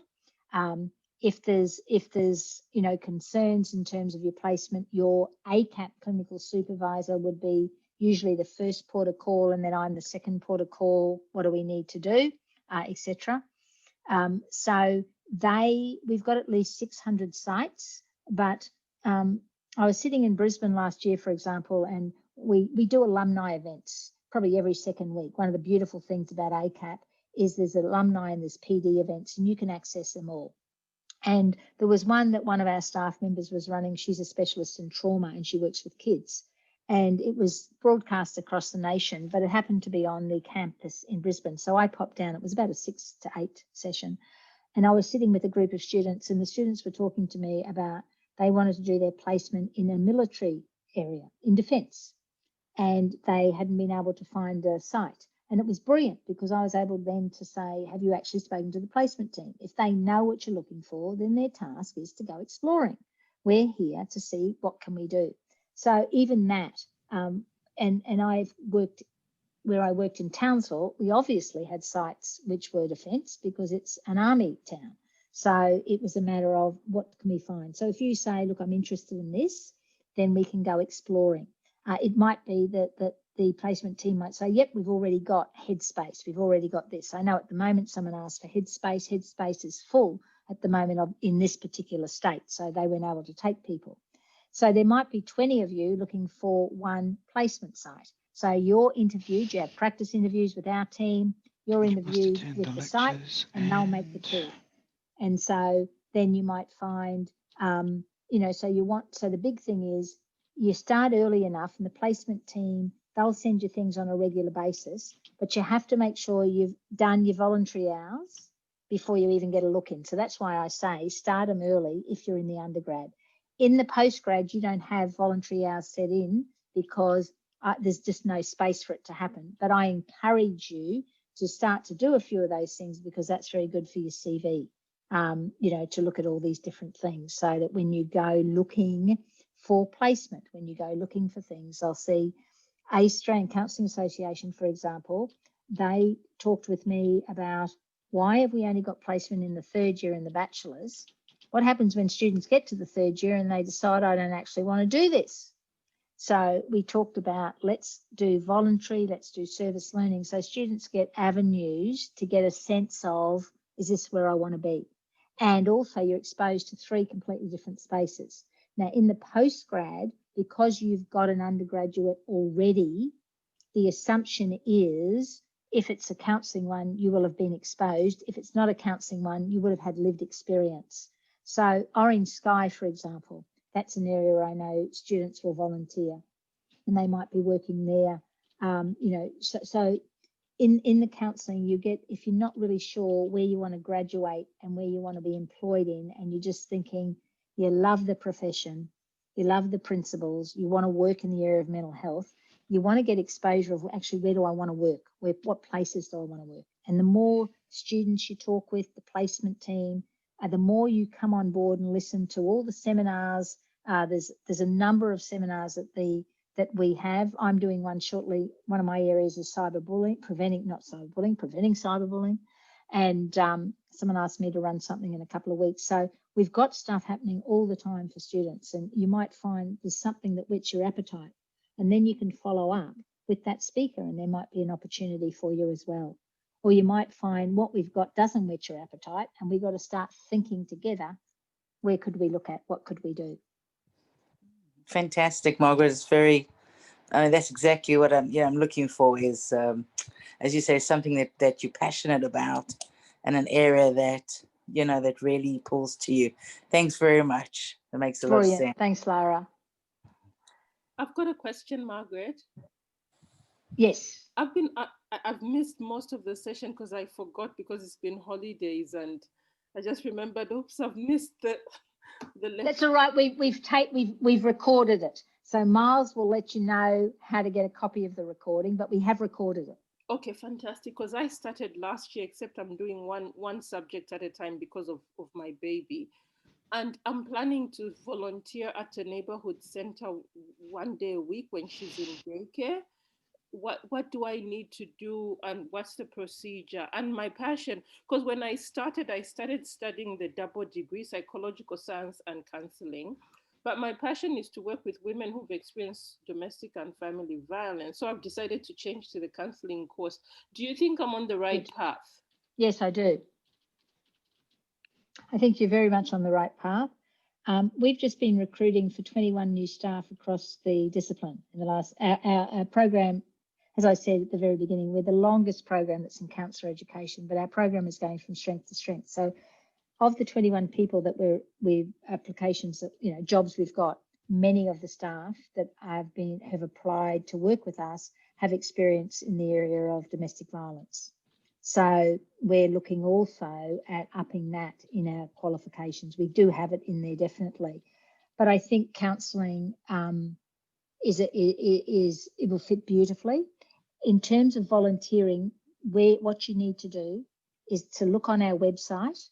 Miles, you might even be able to put the link on the website. Is a whole section on volunteering purely related to counselling, and it's questions and answers. It gives you the link of who you need to speak to. That link will take you directly to the placement team, and Zoe and her team are there ready to talk through. So this is our second year doing volunteering, and it's working really well. So don't go off and volunteer and tell us after the event that you've done it. It's better to get you signed off, because we need you to be ensured that you're safe as well. So, and that's why getting your criminal history check and all of those things are important, because then you're good to go for anything that you want to do. Sooner you get things done, the better.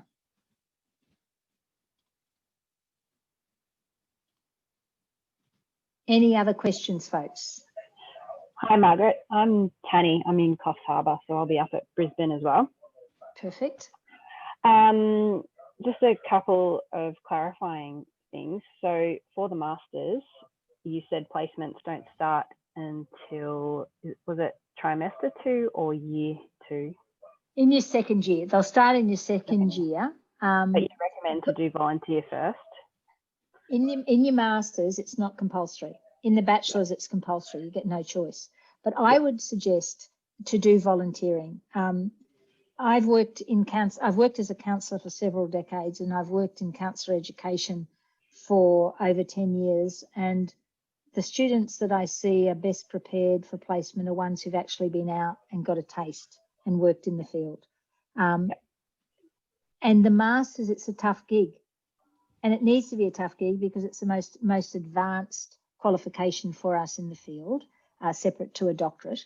But I think it just gives you a flavour. And I keep thinking about the Australian Counselling Association's conversation. They were right. We don't want, it's like as a teacher, I trained as a teacher. Finish now. Are you sure you don't want it? It's you're lucky that, you know, often with teachers, sometimes they never had placement until their third year.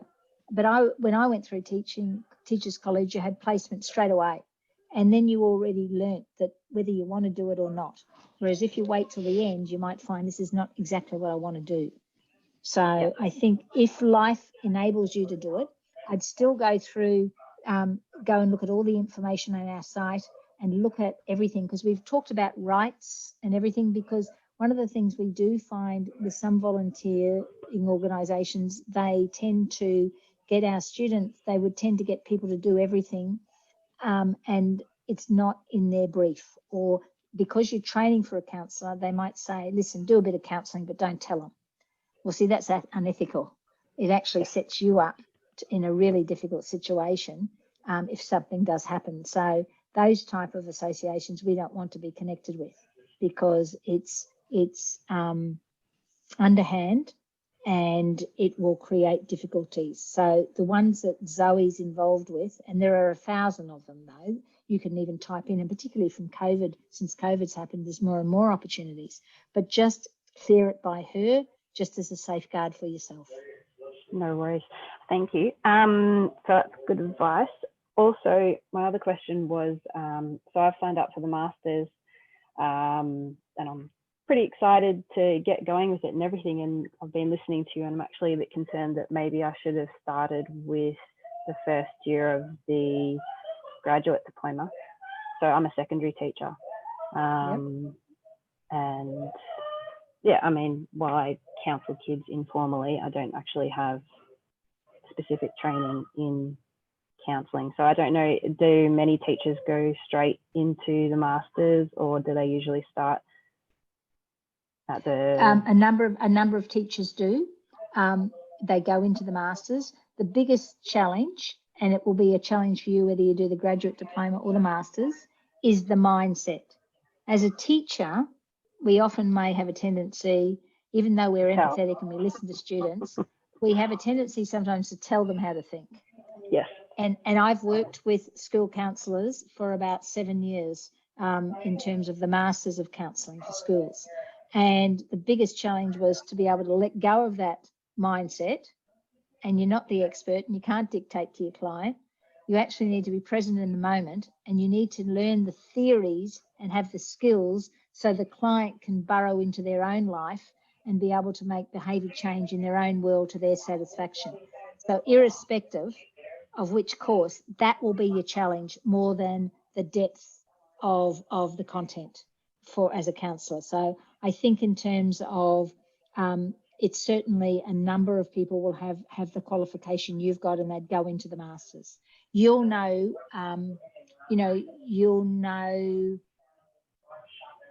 pretty soon if you, if you think, no, this isn't right. And if you felt for some reason that after you did a trimester, no, I think I'll start at a base, that's easy to do in terms of transfer. But I think you'll have a strong enough qualification as a teacher to get yourself up into that space. Okay. It's more about your confidence. And that's the conversation I've had with people. They felt, yes, I've got the qualification, but it's the confidence that I haven't got. Yeah, well, I was feeling confident, and then I was hearing a couple of other people say, oh, I'm not. And I'm like, ooh, am I? So yeah, well, we'll see how I go. And you've got it. I mean, it's a tough gig being an educator, tough gig being a teacher. So it's honestly, I think it's the mindset of being in right relationship with client, and how we do that matters. Sure, yeah. I was a teacher. I am a teacher. And I trained as a counsellor. So I didn't, it was a matter of, it was a good transition for me. Okay. All right. Thank you for that. Any questions, contact Miles' team or give us a buzz. Okay. Thank you. Hi, Margaret. My name's Amber. I have a question. Yes, Amber.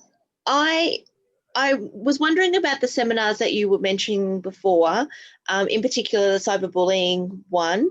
Where do I actually find what seminars are available and what times they are, and how do I know what seminars are even out there? What I'll do is I'll ask Miles, who's on the call, just to, we'll get your details, and Will Spheres, who happens to be on the Brisbane campus, is organising that particular one, but he is in the team where they organise all of this across the college. So he'll know exactly where on the website is the information, and he'll be, so if between Miles and myself, if we get your details, we'll get Will to follow up with you tomorrow and to be able to find that information. Great. Thank you very much. Pleasure, because I only know when he wants me to deliver or attend. I have no idea. Is there other ones as well, or is it only that one? Oh yeah, there's heaps. Oh no, there's heaps. Right. Okay. Heaps and heaps and heaps.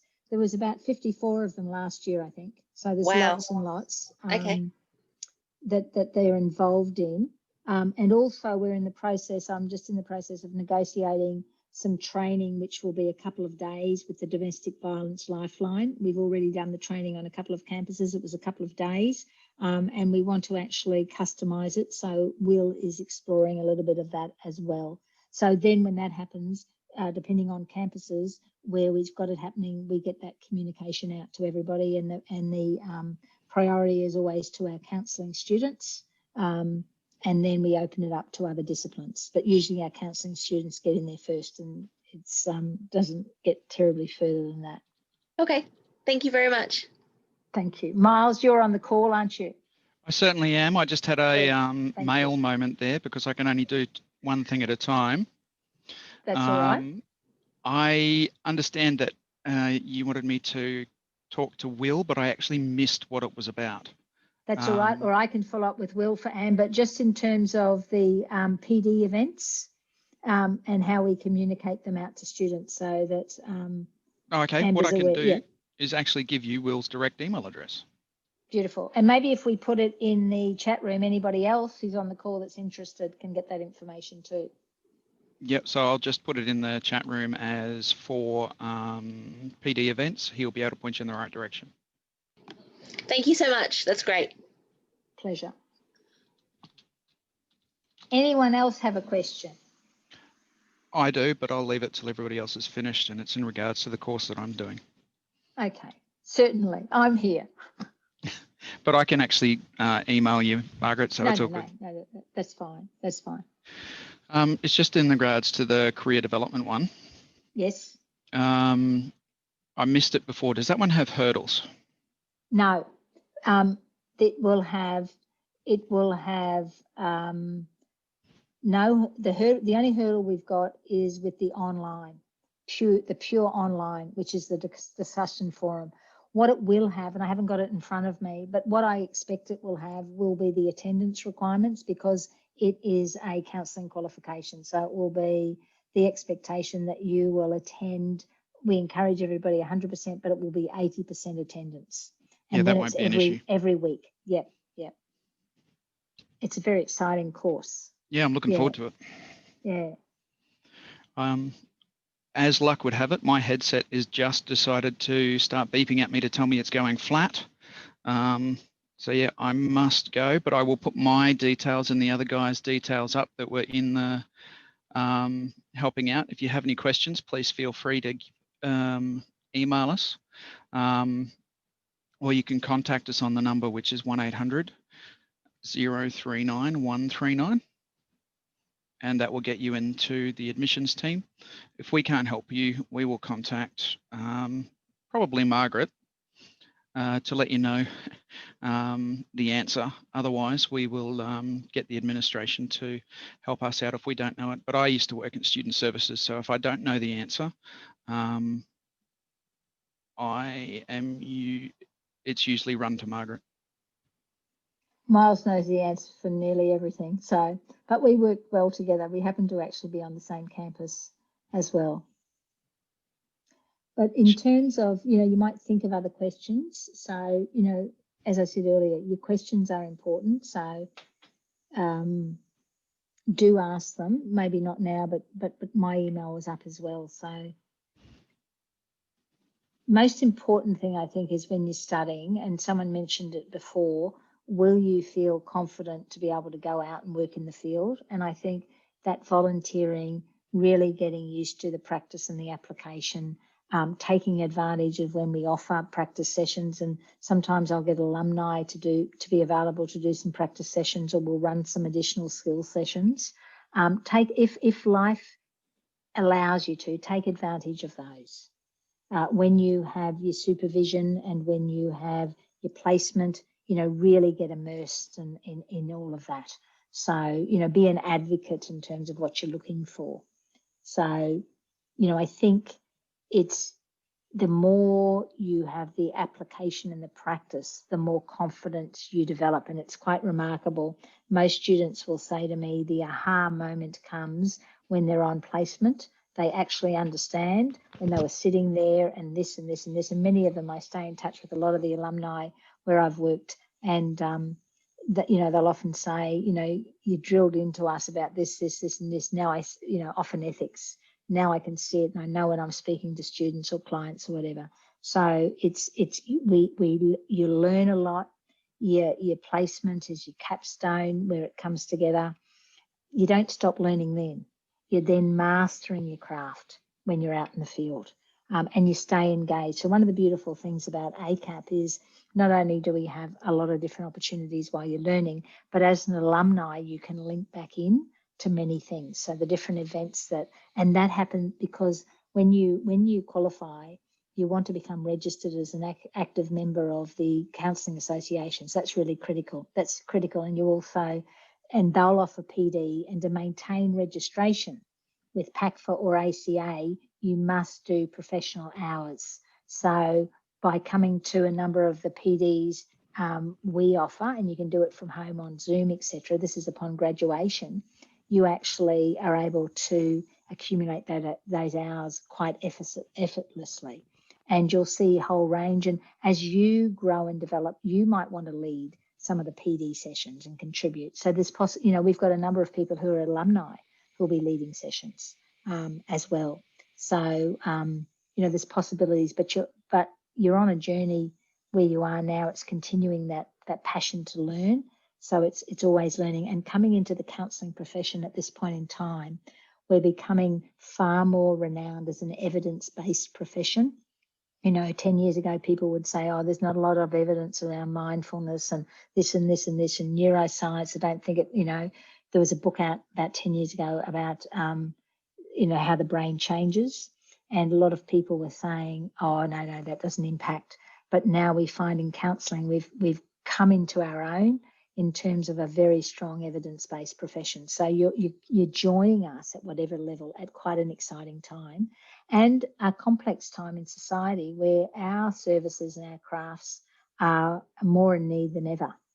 So, that's why I say, employment's not going to be an issue, sadly, but positively for yourself. Can I state my opinion on that, Margaret? Please, Miles. I thought you were going. I was, but I just heard that and I had to ask. Now, my background coming from the military, and I suffer from PTSD. I personally think psychologists are absolutely fantastic, but they're not for me. I would much prefer to go and talk to a counsellor because I feel that I get more out of it personally. So yes, there are a lot of people who think like me, and just on what whoever asked the question earlier about the military thing, a lot of soldiers, when they come back from Afghanistan, they only get so many appointments with the psychs on barracks. So a lot of them will actually go out and see a counsellor on their own terms so that it's not recorded in their medical documentation. So you're going to get a lot of people there. Yeah. Look, I think, and that's when I said right at the very beginning, and I'm proud to say I am incredibly passionate, but I am biased because it is a profession where you can make a positive difference in the life of another human being. And so the training is critical, and we are rigorous, and we do have attendance qualifications, and we do have standards, and we make no excuse for that because you're going to be working with other people, other lives. So, and that's what I think is exciting. I think it's exciting, and it's a great profession to be involved with. Well, you know that. That's why you're joining up or thinking about joining up. But are there any more questions? Otherwise, we can finish for the night, and then we can follow up with anybody who does have questions afterwards separately.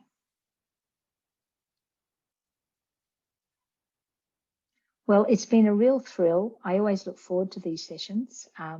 To be able to have the opportunity to have a chat, and then to connect with those of you who do join up and who are part of the session. I feel as though we've made a connection, and as you journey, whether it's a year or 2 years or 3 years, to stay connected. So if at any time in your studies you have got concerns, or you're hitting a brick wall, or you're just finding you're going round in circles, just let me know. And if there's anything I can do, it might be just following up with somebody or doing this or that.